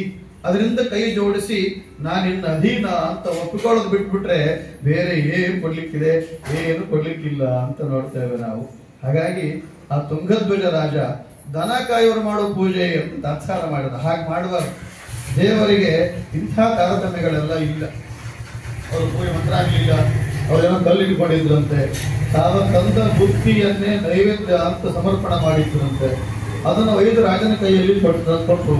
ಆಗ ರಾಜ ಅಂತಾನೆ ಯಾವ ದನ ಪೂಜೆ ಮಾಡಿದ್ರು ಅಂತ ಬಿಟ್ಬಿಟ್ಟ ಅಂತ ಹೇಳ್ತಾರೆ. ಇದರ ಅಭಿಪ್ರಾಯ ದೇವರ ಪೂಜೆ ಯಾರು ಮಾಡಿದ್ರು ಏನಾಗಬೇಕಾಗಿದೆ? ಭಕ್ತಿ ಶ್ರದ್ಧೆಯಿಂದ ಮಾಡಿದ್ದಾರೆ, ದೇವರು ಇದ್ದೇ ಇರ್ತಾನೆ ಅಂತ ನಂಬಿಕೆಯಲ್ಲಿರಬೇಕು. ಅದನ್ನು ದ್ವೇಷಿಸಿದೀವಿ ಅಂತ ಆದ್ರೆ ಬಹಳ ದುಃಖ ಪಡ್ತೀವಿ ಅಂತ ಹೇಳಿದ ತುಂಗಧ್ವಜನ ಕಥೆಯನ್ನು ಹೇಳ್ತಾರೆ. ಪುನಃ ಅವನು ಬಹಳ ಕಷ್ಟಪಡುತ್ತಾನೆ. ಆಮೇಲೆ ಆ ಎಲ್ಲ ದನಗಾಯವರನ್ನು ಕರೆಸಿ ಅವರುಗಳಿಂದಲೇ ಪೂಜೆ ಮಾಡಿಸ್ತಾನೆ. ಆ ಪ್ರಸಾದ ಸ್ವೀಕಾರ ಮಾಡಿದ ಮೇಲೆ ದೇವರು ಅನುಗ್ರಹಿಸಿದ ಅಂತ. ಹೀಗಾಗಿ ಇಡೀ ಪ್ರಪಂಚವನ್ನ ಪ್ರೀತಿಯಿಂದ ನೋಡಿ ನಮ್ಮ ಯೋಗ್ಯತೆಗೆ ನಾವು ನಮ್ಮ ಮನೆಯಲ್ಲಿ ಪೂಜೆ ಮಾಡಬೇಕು. ನಮ್ಮ ಮನೆಯಲ್ಲಿ ನಾವು ಪೂಜೆ ಮಾಡಿ ಮತ್ತೊಬ್ಬರು ದ್ವೇಷಿಸೋದು ಇದು ನಮ್ಮ ಭಾರತ ದೇಶದ ಸೌಂದರ್ಯ ಅಲ್ಲ ಅನ್ನೋ ಸ್ಪಷ್ಟೀಕರಣವನ್ನು ಆ ಕಥೆಯಲ್ಲಿ ನೋಡ್ತೇವೆ. ಹೀಗೆ ಒಂದು 5 ಉಪಕಥೆಗಳನ್ನು ಕೊಡ್ತಾರೆ. ಇದು ಯಾಕೆ ಹೇಳ್ತಾರೆ ಅಂದ್ರೆ ಪ್ರಪಂಚದ ಎಲ್ಲ ಮನುಕುಲದವರು ಕೂಡ ಈ ಸತ್ಯನಾರಾಯಣ ದೇವರ ಪೂಜೆ ಮಾಡ್ಲಿಕ್ಕೆ ಅರ್ಹರು ಅಂತ. ಇವ್ರು ಮಾಡಬೇಕು, ಬ್ರಾಹ್ಮಣರು ಮಾಡಬೇಕು, ಮೈದಾನ ಮಾಡಬೇಕು, ಆಚಾರ ಮಾಡಬೇಕು, ಅದೆಲ್ಲ ಏನಿಲ್ಲ. ಮನುಷ್ಯರಾಗಿ ಹುಟ್ಟಿದ್ದೇವಲ್ವಾ, ಎಲ್ಲರೂ ಕೂಡ ದೇವರಿಗೆ ಥ್ಯಾಂಕ್ಸ್ ಹೇಳಲೇಬೇಕು. ಬೇರೆ ದಾರಿ ಇಲ್ಲ. ಇಲ್ಲಿ ನೀವು ಬ್ರಾಹ್ಮಣದ ಹೇಳ್ಕೊಂಬ ಜಾಸ್ತಿ ಇರ್ತಾವ, ಶೂದ್ರದ ಹೇಳ್ಕೊಂಬ ಕಡಿಮೆ ಇರ್ತಾವ, ಏನಿಲ್ಲ. ಎಲ್ಲರಲ್ಲೂ ಅದೇ ಬುದ್ಧಿ, ಎಲ್ಲರಲ್ಲೂ ಅದೇ ಮನಸ್ಸು, ಎಲ್ಲರನ್ನು ಹುಟ್ಟಿಸಿದವ ನಮ್ಮನೆ. ಎಲ್ಲವೂ ಕೂಡ ಒಂದೇ ದೇಹದಲ್ಲಿ ಬರ್ತಾವೆ, ಎಲ್ಲವೂ ಕೂಡ ಒಂದೇ ದೇಹದಲ್ಲಿ ಪರ್ಯವಸಾನ ಆಗ್ತಾವೆ. ಇಲ್ಲಿ ಎಲ್ಲಿಯೂ ತಾರತಮ್ಯಗಳು ಏನೂ ಇಲ್ಲ. ಅಂತಹ ದಾರಿಷ್ಠ್ಯವಾದ ದೃಷ್ಟಿ ಇಟ್ಟುಕೊಂಡು ನಾವು ನಮ್ಮ ಮನೆಯಲ್ಲೇ ದೇವರ ಪೂಜೆಯನ್ನು ಮಾಡಿ ಉಳಿದವರು ಮಾಡುವ ಪೂಜೆಯನ್ನೆಲ್ಲ ಪ್ರಶಂಸಿಸಿ ಅತ್ಯಂತ ಹರ್ಷವಾಗಿ ಯಾವನು ಬದುಕ್ತಾನೋ ಅವನಿಗೆ ಈ ಜಗತ್ತಲ್ಲಿ ಸುಖ ಇದೆ, ಇಲ್ಲ ಅಂದ್ರೆ ಇಲ್ಲ ಅನ್ನೋ ಭಾವವನ್ನು ನಾವು ಇದರಲ್ಲಿ ನೋಡ್ತೇವೆ. ಹಾಗಾಗಿ ಎಲ್ಲ ಮನುಕುಲದವರು ಕೂಡ ಈ ಪೂಜೆ ಮಾಡಲಿಕ್ಕೆ ಅರ್ಹರು ಅಂತ ಹೇಳಿಕೋಸ್ಕರ ಬ್ರಾಹ್ಮಣ, ಕ್ಷತ್ರಿಯ, ವೈಶ್ಯ, ಶೂದ್ರ ಎಲ್ಲ ಕಥೆಗಳನ್ನು ಹೇಳ್ತಾರೆ. ಇದೆಲ್ಲ ಬಹಳ ಗಲಾಟೆ ಇದೆ. ಶೂದ್ರ ಅನ್ಬಾರ್ದು, ಬ್ರಾಹ್ಮಣ ಅನ್ಬೇಕು, ಮ್ಯಾಲ ವರ್ಗ, ಕೆಳವರ್ಗ ಅಂತಾರೆ. ಏನ್ ಮೇಲ್ವರ್ಗ ಇವತ್ತು ಮಟ್ಟ ಅರ್ಥ ಆಗ್ಲಿಲ್ಲ. ಶೂದ್ರನಿಗೆ ಏನು ಹಸಿವಾಗ್ತದೋ ಅದು ಬ್ರಾಹ್ಮಣನಿಗೂ ಆಗ್ತದೆ, ಬ್ರಾಹ್ಮಣ ಏನಿಂದ ಹೊರಟು ತುಂಬ್ತದೋ ಅದು ಶೂದ್ರನಲ್ಲೂ ಆಗ್ತಾ ಇದೆ. ಈ ಇದರಲ್ಲಿ ಏನ್ ತಾರತಮ್ಯ ಇದೆ? ಭಾವ ಬಿಟ್ರೆ ಬೇರೆ ಏನಿಲ್ಲ, ಮಾತು ಬಿಟ್ರೆ ಬೇರೆ ಏನಿಲ್ಲ. ಒಂಚೂರು ಆ ಭಾವ ಮಾತುಗಳನ್ನ ಸಡಲ್ ಮಾಡಿಬಿಟ್ವಿ ಅಂತ ಆದ್ರೆ ಎಲ್ಲ ಒಂದೇ ಇದೆ, ಎಲ್ಲ ಒಂದೇ ಅಲ್ವಾ? ಯಾಕಂದ್ರೆ ಪ್ರಪಂಚ ಇದು ಹೇಗಿದೆ ಅಂದ್ರೆ ಪ್ರತಿ ಕ್ಷಣಕ್ಕೆ ಬದಲಾವಣೆ ಆಗ್ತದೆ, ಪ್ರತಿ ಕ್ಷಣಕ್ಕೆ ಬದಲಾವಣೆ ಆಗ್ತದೆ. ಇದು ನಮಗದು ಗೊತ್ತಿಲ್ಲ. ನಾವೇನ್ ತಿಳ್ಕೊಂಡೇವೆ ಒಂದೇ ತರ ಪ್ರಪಂಚ ಇರ್ತದೆ. ಇಲ್ಲ ಇಲ್ಲ, ಹಂಗಿರೋದಿಲ್ಲ. ಒಂದೇ ತರ ಇದ್ಬಿಟ್ರೆ ನಮಗೆ ಯಾಕೆ ಗುಂಪು ಬರ್ತಿತ್ತು? ಹಾಗಾದ್ರೆ ಒಂದೇ ತರ ಇಲ್ಲ, ಬಹಳ ಕ್ಷಣ ಕ್ಷಣಕ್ಕೆ ಬದಲಿ ಆಗ್ತಾ ಇರುತ್ತದೆ. ಈ ಬದಲಿ ಆಗೋ ಪ್ರಪಂಚದ ಒಳಗೆ ನಾನ್ ಯಾರು, ನೀನ್ ಯಾರು, ಅವ ಯಾರು, ಮತ್ತೊಬ್ಬನ ಯಾರು ಅಂತ ಕೇಳ್ಕೊಳ್ಳೋದು ವಿವೇಚನೆ ಮಾಡಲಿಕ್ಕೆ ಸಮಯ ಇಲ್ಲ ಇಲ್ಲಿ. ಮತ್ತೆ ಮೊದಲು ನೀನಾರ ತಿಳ್ಕೊ, ನೀನ್ ಯಾವನ್ ತಗೊಂಡು ಬಂದಾನಲ್ಲ ಅವ್ನ ವಿಚಾರ ಮಾಡು, ಅವ್ರಿಗೆ ನಿನ್ನ ಒಪ್ಪಿಸ್ಕೊಂಡು ಹೋಗ್ಬಿಡು, ಅಷ್ಟೇ ಈ ಕೆಲಸ ಇರೋದಿಲ್ಲ. ಅದು ಬಿಟ್ಟು ಬೇರೆ ಗಾರವಾರ ಮಾಡ್ಲಿಕ್ಕೆ ನಮ್ಗೆ ದೇವರು ಅಧಿಕಾರ ಕೊಟ್ಟಿಲ್ಲ, ಅಷ್ಟು ಸಮಯನೂ ಕೊಟ್ಟಿಲ್ಲ ಇಲ್ಲಿ ನಮ್ಗೆ ದೇವರು. ಆದ್ರೆ ನಾವು ಏನನ್ನ ಮಾಡ್ಬೇಕು, ಏನನ್ನ ತಿಳಿಬೇಕು ಅದನ್ನ ಬಿಡ್ತೇವೆ, ಇನ್ನೇನೋ ಕಾರವಾರ ಮಾಡ್ಕೊಂಡು ಜಗತ್ತು ಬದುಕ್ತಾ ಇರುತ್ತೇವೆ. ಇದು ಬದುಕಲ್ಲ ಅಂತ ಉಪನಿಷತ್ತುಗಳಾಗ್ಲಿ, ಪುರಾಣಗಳಾಗ್ಲಿ, ಇತಿಹಾಸಗಳಾಗ್ಲಿ ಶುದ್ಧ ಸ್ಪಷ್ಟೀಕರಣವನ್ನು ಕೊಡ್ತಾವೆ. ಅದರಂತೆಯೂ ಕೂಡ ಒಂದು ಸತ್ಯನಾರಾಯಣ ಕಥೆಯೂ ಕೂಡ ಹಾಗೆ ಏನೋ ಮೌಲ್ಯವಿಲ್ಲದೆಯೇ ಕಥಾ ಕೇಳೋದು ತಪ್ಪು. ಯಾಕೆಂದ್ರೆ ನಾವೆಲ್ಲ ಪೂಜೆ ಮಾಡ್ತೇವೆ. ಈ ಕಥೆಯ ಒಂದು ದುರಂತ ಏನು ಗೊತ್ತಾ? ಈ ಕಥೆ ಹೇಳೋದಂತಿಲ್ಲ, ಓದೋದಂತಿದೆ. ಕೆಲವರೆಲ್ಲ ಓದ್ತಿರ್ತಾರೆ ಮನೆ ಒಳಗೆ. ನಾವು ದಿನ ಪ್ರತಿ ಹುಡುಗಿ ಸತ್ಯನಾರಾಯಣ ಪೂಜೆ ಮಾಡ್ತೇವೆ ನಮ್ಮ ಮನೆ ಒಳಗೆ ನಾವು, ಹೌದಾ? ಮತ್ತೆ ಕಥೆ ಪ್ರತಿ ಹುಡುಗಿ ಓದ್ತೇವೆ ನಾವು. ಕಥೆ ಬಗ್ಗೆ ಏನಾದ್ರೂ ಗೊತ್ತಿದೆಯಾ? ಏನು ಗೊತ್ತಿಲ್ಲ. ಯಾಕೆಂದ್ರೆ ಅದನ್ನ ಓದ್ಬೇಕು ಅಂತ ಓದಿದ್ಯಾ ಹೊರತು ತಿಳಿಬೇಕು ಅಂತ ಓದ್ಲಿಲ್ಲ. ಬಹಳ ವಿಶೇಷ ಇದೆ ಇದರೊಳಗೆ. ಅಂದ್ರೆ ಕೆಲವರು ನೋಡಿ, ನಿಮಗೆ ಒಂದು ದೃಷ್ಟಾಂತ ಕೊಟ್ಟು ಹೇಳ್ತೇನೆ. ಕೆಲವರು ಈ ಗ್ರಹಗಳ ಬಾಧೆಗೆ ಜಪ ಮಾಡ್ತಿರ್ತಾರೆ. ಜಪ, ಶನಿ ಮಂತ್ರ, ಬೃಹಸ್ಪತಿ ಮಂತ್ರ ಜಪ ಮಾಡ್ತಿರ್ತಾರೆ. ಎಷ್ಟು ಮಾಡ್ತಿರ್ತಾರೆ ಅಂದ್ರೆ, ಒಂದು ಶನಿ ದೋಷ ಅಂದ್ರೆ 23,000 ಸಾರಿ ಹೇಳಬೇಕು ಶನಿ ಮಂತ್ರವನ್ನ. ಅವ್ರು ಜಪ ಮಾಡ್ತಿರ್ತಾರಲ್ವಾ, 23,000 ಸಾರಿ ಹೇಳಿದ್ರು ಮಂತ್ರ ಬರೋದಿಲ್ಲ ಅವರಿಗೆ. ಯಾಕೆ ಬರೋದಿಲ್ಲ ಅಂತಂದ್ರೆ ಅವರಿಗೆ ಬಾಯ್ಪಾಠ ಮಾಡಬೇಕು ಅಂತ ಹೇಳಿಗುತ್ತಿಲ್ಲ. ಮತ್ತೆ ಎಲ್ಲೋ ಒಂದ್ ಸಾವಿರ ರೂಪಾಯಿ ದಕ್ಷಿಣ ಕೊಡ್ತಾರಲ್ಲ ಇವರು ಅಂತ ಹೇಳ್ತಿದ್ದಾರೆ. ಹಾಗಾಗಿ ಇವರಿಗೋಸ್ಕರವಾಗಿ ಅವರು ಹೇಳ್ತಿದ್ದಾರೆ, ನಮ್ಮ ಮನಸ್ಸು ಬುದ್ಧಿ ಹೇಗಿರ್ತಾವೆ, ಚಿತ್ತ ಮತ್ತು ಮನಸ್ಸು ಬೇರೆ ಬೇರೆ. ಇದು ಮನಸ್ಸು ತೆಗೆದುಕೊಂಡೋಗಿ ಚಿತ್ತಕ್ಕೆ ಕನೆಕ್ಟ್ ಮಾಡಿದಾಗ ನೆನಪುಳಿತಾವೆ, ಬರೀ ಮನಸ್ಸಲ್ಲೇ ಪ್ರವೃತ್ತಿ ಮಾಡಿದ್ರೆ ನೆನಪುಳಿಯೋದಿಲ್ಲ. ಇದು ನಮ್ದು ಸಾಫ್ಟ್ವೇರ್, ನಮ್ಮ ಬಾಡಿ ಸಾಫ್ಟ್ವೇರ್ ಹಿಂಗಿದೆ. ಹಾಗಾಗಿ ನಾವು ಚಿತ್ತ ಕೊಟ್ಟು ಓದ್ರಿ, ಚಿತ್ತ ಕೊಟ್ಟು ಓದ್ರಿ ಅಂತ ಇರ್ತಾರೆ ಮನೆಯೊಳಗೆ ಹಿರಿಯರೆಲ್ಲ. ಚಿತ್ತ ಕೊಟ್ಟು ಓದೋದೇನು? ಮನಸ್ಸು ಕೊಟ್ಟರೆ ಆಗೋದಿಲ್ಲ ಏನು ಅಂತ. ಮನಸ್ಸು ಕೊಟ್ಟರೆ ಆಗೋದಿಲ್ಲ, ಯಾಕಂದ್ರೆ ಮನಸ್ಸಲ್ಲಿ ಅಷ್ಟೇ ಓಡಾಡಿ ಹೋಗ್ಬಿಡ್ತದೆ, ಅದು ಚಿತ್ತಕ್ಕೆ ಸಂಬಂಧ ಮಾಡೋದಿಲ್ಲ. ಹಾಗಾಗಿ ಮನಸ್ಸು ತೋರಿಸಬೇಕು, ಚಿತ್ತ ನೆನಪಿಟ್ಕೊಳ್ಬೇಕು, ಅದನ್ನು ಪುನಃ ರಿಮೈಂಡ್ ಮಾಡಬೇಕು, ಮನಸ್ಸು ಪ್ರವೃತ್ತಿ ಮಾಡಬೇಕು. ಹಾಗಾಗಿ ಕಥೆ ಓದುವಾಗ ತಿಳುವಳಿಕೆಯಿಂದ ಇಟ್ಕೊಂಡು ಓದಿದ್ವಿ ಅಂತಾದ್ರೆ ದೇವರು ಯಾವಾಗಲೂ ಜೊತೆ ಇರುತ್ತಾನೆ. ಏನೋ 5 ಅಧ್ಯಾಯ ಓದ್ಬೇಕಿದನ್ನ ಹಾಗೆ ಓದಿದ್ವಿ ಅಂತಾದ್ರೆ ನಮ್ಗೆ ನೆನಪು ಉಳಿಯೋದಿಲ್ಲ, ಏನು ಓದಿದ್ವಿ ಅದು ಅರ್ಥವೂ ಆಗೋದಿಲ್ಲ. ಏನು ಖುಷಿ ಅಂದ್ರೆ ಸತ್ಯನಾರಾಯಣ ಪೂಜೆ ಮಾಡಿದ್ವಿ. ಹೆಂಗ್ ಗೊತ್ತಾಯ್ತು ನಿಮಗೆ ಅಂದ್ರೆ, ಶಿರ ತಿಂದ್ವಲ್ಲ, ಶಿರ ಕೊಟ್ಟಿದ್ರಲ್ವಾ ಸತ್ಯನಾರಾಯಣ ಪ್ರಸಾದ ಅಂತ ಅದೊಂದು ಪ್ರಸಿದ್ಧಿ ಕೊಟ್ಟಿದ್ದೇವೆ. ಅದು ಕೂಡ ಮೌಢ್ಯ ನಮ್ಮಲ್ಲಿ. ಯಾಕೆಂದ್ರೆ ಆ ಕಥೆಯಲ್ಲಿ ಬರೀತಾರೆ, ನಿಮ್ಮ ಅಯೋಗ್ಯತೆಗೆ ಅಂದ್ರೆ ನಮ್ಮ ಯೋಗ್ಯತೆ ಇಲ್ಲ ಅಂತ ಆದಾಗ ಈ ಕಥೆ ಇದು ಮಾಡಬೇಕು ಅಂತ. ನಾಳೆ ಹೇಳಿದ್ರೆ ಹೊಡೋದು ಅರ್ಥ ಇರುತ್ತೆ. ಹಾಗೆ ಇದನ್ನ ಬಹಳ ಬಡವರಿಗೆ, ಆ ಕಾಲದಲ್ಲಿ ಬಹಳ ಬಡವರಿಗೆ ಇದ್ದದ್ದೊಂದು ಜ್ವಾಳದ ನುಚ್ಚೋ ಅಥವಾ ಗೋಧಿ ರವಾನೋ ಅದೇ ಅಕ್ಕಿ ರವಾನೋ ಹೀಗೆ ಅಷ್ಟೂ ಕನಿಷ್ಠ ಬದುಕ್ತಿದ್ದ ಅಂದ್ರೆ ಅವನು ಪೂಜೆ ಮಾಡೋದು ಬಿಡಬೇಕು ಅನ್ನೋ ನಿಯಮ ಏನಿಲ್ಲ. ಅದನ್ನೇ ಸ್ವಲ್ಪ ನೈವೇದ್ಯ ಮಾಡಿದ್ರೆ ಸಾಕು ಅಂತ ಅವಾಗ ಕಥೆಯಲ್ಲಿ ಬರೋದು. ನಾವು ಇವತ್ತು ಅದನ್ನೇ ಮಾಡ್ತೇವೆ. ನಾವು ಅಪ್ಪಿತುಂಬಿ ಸಂಧ್ಯಾಣದವರಿಗೆ ಹೋಳಿ ಹಾಕಂಗಿಲ್ಲ, ಯಾಕಂದ್ರೆ ಅವನು ಸೆರೆ ತಿಂತಾನ ಅಷ್ಟೇ. ನಮ್ ಸ್ವಭಾವ ಇದು. ನಾವು ಸ್ವಲ್ಪ ಮುಂದೆ ಬರೆಯೋದೇ ಇಲ್ಲ. ಸ್ವಲ್ಪ ಮುಂದೆ ನಮ್ಮ ದೇವ್ರು ಕೊಟ್ಟಾನಪ್ಪ, ಯಾಕೆ ಹೋಳಿಗೆ ಹಾಕ್ಬಾರ್ದು ದೇವರಿಗೆ, ತೋರಿಸಬಾರ್ದು ಯಾಕೆ, ಇನ್ನು ಸ್ವಲ್ಪ ಮುಂದೆ ಮತ್ತೊಂದು ಯಾಕೆ ಬೇರೆ ಸ್ವೀಟ್ ಮಾಡಬಾರ್ದು ದೇವರಿಗೆ. ನಾವೇ ಇಲ್ಲ ಸತ್ಯನಾರಾಯಣ ಶಿರ ತಿನ್ಬೇಕು, ಅವ್ರು ಶಿರ ತಿಂದ್ರೆ ಸತ್ಯನಾರಾಯಣ ಪೂಜೆ ಅಂತ. ಅದು ನಮ್ಮ ಮನಸ್ಥಿತಿ ಅಂತ. ಹಾಗೆ ದೇವರು ಮಾಡಿದ ವ್ಯವಸ್ಥೆ ಹೀಗೆ. ನಾವು ಬದುಕೋದು ಇನ್ನು ಹೇಗೋ ಗೊತ್ತಿಲ್ಲ, ಹಾಗೆ ಬದುಕ್ತಿದ್ದೇವೆ ಅಂತ ನೋಡ್ತೇವೆ. ಅಂತೂ ಶ್ರಾವಣ ಮಾಸದ ಪೌರ್ಣಮಿಯ ದಿವಸ ರಾಯರ ಸನ್ನಿಧಾನದ ಒಳಗೆ, ನರಸಿಂಹದೇವರ ಸನ್ನಿಧಾನದ ಒಳಗೆ ಸತ್ಯನಾರಾಯಣ ದೇವರ ಪೂಜೆ ನಾವು ನೀವೆಲ್ಲ ಸೇರಿ ಮಾಡಿದ್ದೇವೆ. ಆ ಪೂಜೆ ಕೇವಲ ಪೂಜೆಗೆ ಮಾತ್ರ ಸೀಮಿತ ಆಗದೆಯೇ ಪ್ರತಿ ಸಂದರ್ಭಕ್ಕೂ, ಪ್ರತಿ ಉಸಿರಾಟಕ್ಕೂ ಕೂಡ ದೇವರಲ್ಲಿ ನಾವು ಥ್ಯಾಂಕ್ಸ್ ಹೇಳುವ ಬುದ್ಧಿ ಇಟ್ಕೊಳ್ಬೇಕು. ಇವತ್ತು ಒಂದು ಉಸಿರಾಡಿಸಿದ್ದೇನೆ ನಾನು ಅಂದ್ರೆ ಅದು ದೇವರ ಕರುಣ. ಇವತ್ತು ಒಂದು ದಿವಸ ಕಳೆದಿದ್ದೇನೆ ಅಂದ್ರೆ ಅದು ದೇವರ ಕಾರುಣ್ಯ. 50 ವರ್ಷ ಕಳೆದಿದ್ದೇನೆಂದ್ರೆ ಅದು ದೇವರ ಕೃಪಾನೇ. ಅದು 80 ವರ್ಷ ಬದುಕಿದ್ದೇನೆಂದ್ರೆ ಅದು ದೇವರ ಅನುಗ್ರಹವೇ. ಏನೋ ತಿನ್ಲಿ, ಏನೋ ನೋಡ್ಲಿ, ಯಾವುದೋ ದುಃಖ, ಯಾವುದೋ ಸಂತೋಷ, ಇದು ಎಲ್ಲವೂ ಕೂಡ ಭಗವದ್ದತ್ತವಾದ ದೇಹದಿಂದಲೇ ಬರುತ್ತದೆ ಅಂತ ಆದ್ಮೇಲೆ ಅದು ದೇವರ ಕರುಣ ಅಲ್ಲದೆ ಬೇರೆ ಇನ್ನೇನಲ್ಲ. ಹೀಗಾಗಿ ದೇವರಿಗೆ ನಾವು ನಮಃ ನಮಸ್ಕಾರ ಭಕ್ತಿಯಿಂದ ಮಾಡಬೇಕು.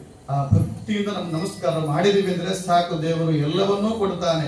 ದುಃಖ ಶೋಕಾದಿ ಶಮನಂ, ಧನಧಾನ್ಯ ಪ್ರವೃದ್ಧನಂ, ಸೌಭಾಗ್ಯ ಸಂತತಿಕರಂ, ಸರ್ವತ್ರ ವಿಜಯಪ್ರದಂ ಅಂತ ದೇವರೇ ಈ ವ್ರತಕ್ಕೆ ಫಲವನ್ನೇ ಹೇಳ್ತಾನೆ. ಇಷ್ಟು ಮಾಡ್ರೆ ಸಾಕು, ನಿಮ್ಗೆ ಏನೆಲ್ಲ ಕೊಡ್ತೇನೆ ನಾನು ಅಂತ ಅವನು ತಯಾರಿ ಇದ್ದಾನೆ. ನಾವು ಮಾಡಿ ಪಡಿಲಿಕ್ಕೆ ತಯಾರಿ ನಾವಿಲ್ಲ. ನನ್ನ ಸ್ವಭಾವ ಹೀಗಿದೆ, ಸುಲಭ ಇದೆ. ಸುಲಭನೋ ಹರಿ ತನ್ನವರ ನರಗಳಿಗೆ ಬಿಟ್ಟಗಲನು ಅಂತ ಅಂತಾರೆ ದಾಸರು. ಆದ್ರೆ ಸುಲಭ ಯುದ್ಧವನ್ನು ಬಹಳ ಕಷ್ಟ ಮಾಡ್ಕೊಂಡವರು ನಾವು. ದೇವ್ರು ತಗೊಂಡು ಏನ್ ಮಾಡ್ತೀವಿ? ಹೊಟ್ಟೆ ಹಾಕ್ತಾನೆ ನಾವು ದೇವರು ಅಲ್ಲ. ಕೆಲವರು ಇಷ್ಟು ಮಂದಿ ಅನ್ನೋದಿಲ್ಲ, ದೇವ್ರು ತಗೊಂಡು ಏನ್ ಮಾಡ್ತೀವಿ? ಹೊಟ್ಟೆ ಹಾಕ್ತಾನೆ. ಮತ್ತೆ ಯಾರು ಹಾಕ್ತಾರೆ ಹೊಟ್ಟೆಗೆ? ನಿಮ್ಗೆ ಯಾರೋ ಕೇಳಿದ್ರು, ಅಲ್ಲ ಎಲ್ಲಾ ದೇವ್ರು ಮಾಡಿಸೋದಾದ್ರೆ ಏನೋ ನೌಕರಿ ಯಾಕೆ ಮಾಡಬೇಕು ಅಂತ. ಏನ್ ಹಾಗಂದ್ರೆ ಪ್ರಶ್ನೆಯೇ ಸರಿ ಇಲ್ಲ. ಎಲ್ಲಾ ದೇವರೇ ಮಾಡಿಸೋದಾದ್ರೆ ನಾವ್ಯಾಕೆ ನೌಕರಿ ಮಾಡಬೇಕು ಅಂತ ಪ್ರಶ್ನೆ ಇವತ್ತಿನ ಯುವಕರ ಪ್ರಶ್ನೆ ಏನು. ಅದಕ್ಕೆ ಹೇಳ್ತಾರೆ, ಅದಕ್ಕೊಂದು ದೃಷ್ಟಾಂತ ಕೊಟ್ಟಿದ್ದೆ ಉಪನಿಷತ್ತು. ಬಹಳ ಚಂದ ಹೇಳ್ತದೆ ಉಪನಿಷತ್ತು. ಏನ್ ಗೊತ್ತಾ? ಎಲ್ಲಾ ದೇವರೇ ಮಾಡಿಸೋದಯ್ಯ, ಹೇಗ್ ಮಾಡಿಸೋದು? ಅದಕ್ಕೊಂದು ದೃಷ್ಟಾಂತ ಕೊಡ್ತಾರೆ. ಕಾರ್ಪೆಂಟರ್ ಕಟ್ಟಿಗೆ ಕೆಲಸ ಮಾಡುತ್ತಿರ್ತಾನಲ್ಲ, ಅದ್ಭುತವಾದ ಚಿತ್ರ ತೆಗಿತಾನೆ ಕಟ್ಟಿಗೆ ಒಳಗೆ ಅಲ್ವಾ. ಆ ಕಲಾವನ್ನ ಕಲಿತಾನೆ ಅವ. ಕಟ್ಟಿಗೆಯಲ್ಲಿ ಕೆತ್ತುವ ಕಲೆ ಕಲಿತಾನೆ. ಆ ಕಟ್ಟಿಗೆಯಲ್ಲಿ ಕಲೆಯನ್ನ ಮಾಡುವಂತಹ ಬಾಗಲವೋ ಕಂಬವೋ ಇನ್ನೇನೋ ಮೂರ್ತಿಯೋ ಮಾಡುವಂತಹ ಕಲೆಯನ್ನ ದೇವರು ಕೊಟ್ಟ. ಹೌದಲ್ಲ? ನೀವು ಅಲ್ಲಿ ದೇವರು ಕೊಟ್ಟ ಅನ್ನೋದು ಬೇಡ, ಅದು ನಮ್ಮ ಕ್ವಾಲಿಫಿಕೇಶನ್ ಅಂತ ನೀವು ಅನ್ಕೊಳ್ರಿ. ಬೇಕಾದ್ರೆ ನಾನೇ ಕಲ್ತ್ಕೊಂಡೆ ಅಂತ ಅನ್ಕೊಳ್ರಿ. ಆದರೆ ಒಬ್ಬ ಬಾಗಲ ಮಾಡಿಸೋವನೇ ಇಲ್ಲ ಅಂತ ಆದ್ರೆ, ಒಬ್ಬ ಕಂಬ ಮಾಡಿಸೋವನೇ ಇಲ್ಲ ಅಂತ ಆದ್ರೆ, ಒಬ್ಬ ಮೂರ್ತಿ ಮಾಡಿಸೋವನೇ ಇಲ್ಲ ಅಂತ ಆದ್ರೆ, ನಿಮ್ಮ ವಿದ್ಯೆ ಇಲ್ಲಿ ಬಳಕೆನೇ ಆಗ್ಲಿಲ್ಲ ಅಂತ ಆದ್ರೆ ನಿಮಗೇನು ಬದುಕಿದೆ? ಹಾಗಾದ್ರೆ ನಿಮ್ಮ ವಿದ್ಯೆಗೆ ಬಳಕೆಗೋಸ್ಕರವಾಗಿ ಮತ್ತೊಂದು ವಸ್ತುವಿ ಜಗತ್ತಲ್ಲಿ ಇದೆ ಅಂತ ಆದ್ರೆ ಅದಕ್ಕೆ ನೀವು ದೇವ್ರಿಗೆ ಥ್ಯಾಂಕ್ಸ್ ಹೇಳಿ. ಯಾಕೆಂದ್ರೆ ನಂಗೆಲ್ಲ ಬಂದ್ಬಿಡುತ್ತೆ ಅನ್ಕೋಬೇಡಿ. ಬಂದದ್ದನ್ನ ಬಳಸ್ಕೊಳ್ಳಿಕ್ಕೆ ಒಂದು ಪ್ಲಾಟ್ಫಾರ್ಮ್ ಬೇಕಲ್ಲ, ಆ ಪ್ಲಾಟ್ಫಾರ್ಮ್ ಕೊಡೋನ್ ದೇವರು. ಅದಕ್ಕೋಸ್ಕರವಾಗಿ ದೇವರ ಸ್ಮರಣ ಮಾಡಬೇಕು. ನೀವು ಬರೇ ಬಂದ್ಬಿಡ್ತು ಅಲ್ಲ. ನಾನು ಇಂಜಿನಿಯರ್ ಆಗಿಬಿಟ್ಟೆ ಅಂದ್ರೆ ಆಗ್ಲಿಲ್ಲ, ನೌಕರಿ ಕೊಡ್ತಾನಲ್ಲ, ನಿಮ್ಮ ಆ ವಿದ್ಯೆಗೆ ಹುಡುಕಿ ಒಂದು ಕೆಲಸ ಇದೆ ಇಲ್ವಾ ಅಂತ ಕರೀತಾನಲ್ಲ. ಒಂದ್ಸಾರಿ ನಾವು ದುರ್ಗದ ಮೇಲೆ ಹೋಗಿ ಬಂದಿವಿ ಅಂದ್ರೆ 1000 ಜನ ಹೋಗ್ತಾರೆ, 1000 ಜನ ಬರ್ತಾರೆ. ಯಾಕೆ ತಲೆಯಲ್ಲಿ ಬುದ್ಧಿ ಬರಲಿಲ್ಲ ನಮಗೆ? ಇಷ್ಟು ಮಂದಿಗೆ ಕೆಲಸ, ಇಷ್ಟು ಮಂದಿ ಬೀಜಿ ಇದ್ದಾರೆ, ಇಷ್ಟು ಮಂದಿ ವಿವಿಧವಾದಂತಹ ಬುದ್ಧಿ, ವಿವಿಧವಾದ ಗುರಿ, ವಿವಿಧವಾದ ಜೀವನ, ಇಷ್ಟೆಲ್ಲ ಕೆಲಸ ಮಾಡ್ತಿದ್ದಾರೆ. ಒಂದೇ ತರ ಎಲ್ಲರೂ ಯಾಕಿಲ್ಲ? ಎಲ್ಲರೂ ಬೇರೆ ಬೇರೆ ಯಾಕಿದ್ದಾರೆ? ಇದು ಯಾಕೆ ಸಾಧಿಸ್ತಿಲ್ಲ ಅಂತ ಪ್ರಶ್ನೆ ಹಾಕೊಂಡಾಗ ಗೊತ್ತಾಗ್ತದೆ ಇದು ಯಾವುದೋ ನಮ್ಮ ಕೈಯಲ್ಲಿಲ್ಲ, ಇದು ದೇವರ ವ್ಯವಸ್ಥೆ ಅಂತ ಅರ್ಥ ಆಗ್ತದೆ. ಹೀಗಾಗಿ ದೇವರು ಮಾಡಿಸೋದಂದ್ರೆ ಅಡಿಗೆ ಮಾಡಿದ್ದು ಬಾಯಿಗಿಡುವಂತ ಅಷ್ಟೇ ಅಲ್ಲ. ಅಕ್ಕಿ ಕೊಟ್ಟೇನಿ, ಬ್ಯಾಳಿ ಕೊಟ್ಟೀನಿ, ಬೆಂಕಿ ಇಟ್ಟೀನಿ, ನೀರು ಇಟ್ಟೀನಿ, ಹೆಂಗ್ ಮಾಡ್ಕೋಬೇಕು ಅಂತ ಹೇಳಿಕೊಟ್ಟಿನಿ ನಿನಗೆ. ಅನ್ನ ಮಾಡ್ಕೊಂಡು ತಿನ್ಲಿಲ್ಲ ಅಂದ್ರೆ ಕೈ ಅಲ್ಲಿ ಕೂದಲೇ ಗಟ್ಟಿ ಆಗ್ತದೆ, ಆಮೇಲೆ ಕೈಗಲ್ಲಿ ನೋವು ಬರ್ತಾವ. ಹೀಗಾಗಿ ನೀ ದೇಹವನ್ನು ಬಳಸ್ಕೊಂಡು ಜೀವಧಾರಣ ಮಾಡಿಕೊಂಡು ನನ್ನ ಸ್ಮರಣ ಮಾಡಿಕೊಂಡು ಉದ್ಧಾರ ಆಗು ಅಂತ ಹೇಳಿಕೆ ಕರ್ಮ ಇಟ್ಟಿದ್ದಾನೆ ಹೊರತು ದೇವರ ಮಾಡಿಸೋದು ಹೀಗೆಯೇ ಹೊರತು ಪ್ರತ್ಯಕ್ಷವಾಗಿ ದೇವರು ಬಂದು ಬಯಲುತೋರ್ತಿ ಇಡೋದಿಲ್ಲ ಅನ್ನುವ ಈ ನಂಬಿಕೆಯಿಂದ ನಾವು ದೇವರ ಪೂಜೆ ಮಾಡಬೇಕು ಅಂತ ಹೇಳ್ತಾ, ನಮಗೆ ನಿಮಗೆಲ್ಲ ಸತ್ಯನಾರಾಯಣ ದೇವರು ವಿಶೇಷವಾದ ಜ್ಞಾನ, ಭಕ್ತಿ, ವೈರಾಗ್ಯ, ಮನಸ್ಸಿಷ್ಟ ಕಾಮನವನ್ನು ಪೂರ್ತಿ ಮಾಡಿ ಸೌಷ್ಠವಾದ ದೇಹವನ್ನು ಕೊಟ್ಟು ವೇದೋಕ್ತವಾದಂತಹ ಪೂರ್ಣ ಆರೋಗ್ಯವನ್ನು ಇಟ್ಟು ತನ್ನ ಸೇವೆಯನ್ನು ಅವನೇ ನಮ್ಮಿಂದ ಮಾಡಿಸಿಕೊಂಡು ನಮ್ಮನ್ನು ಉದ್ಧಾರ ಮಾಡಲಿ ಅಂತ ದೇವರಲ್ಲಿ ಪ್ರಾರ್ಥಿಸಿ ಶ್ರೀಕೃಷ್ಣ ಅರ್ಪಣೆ.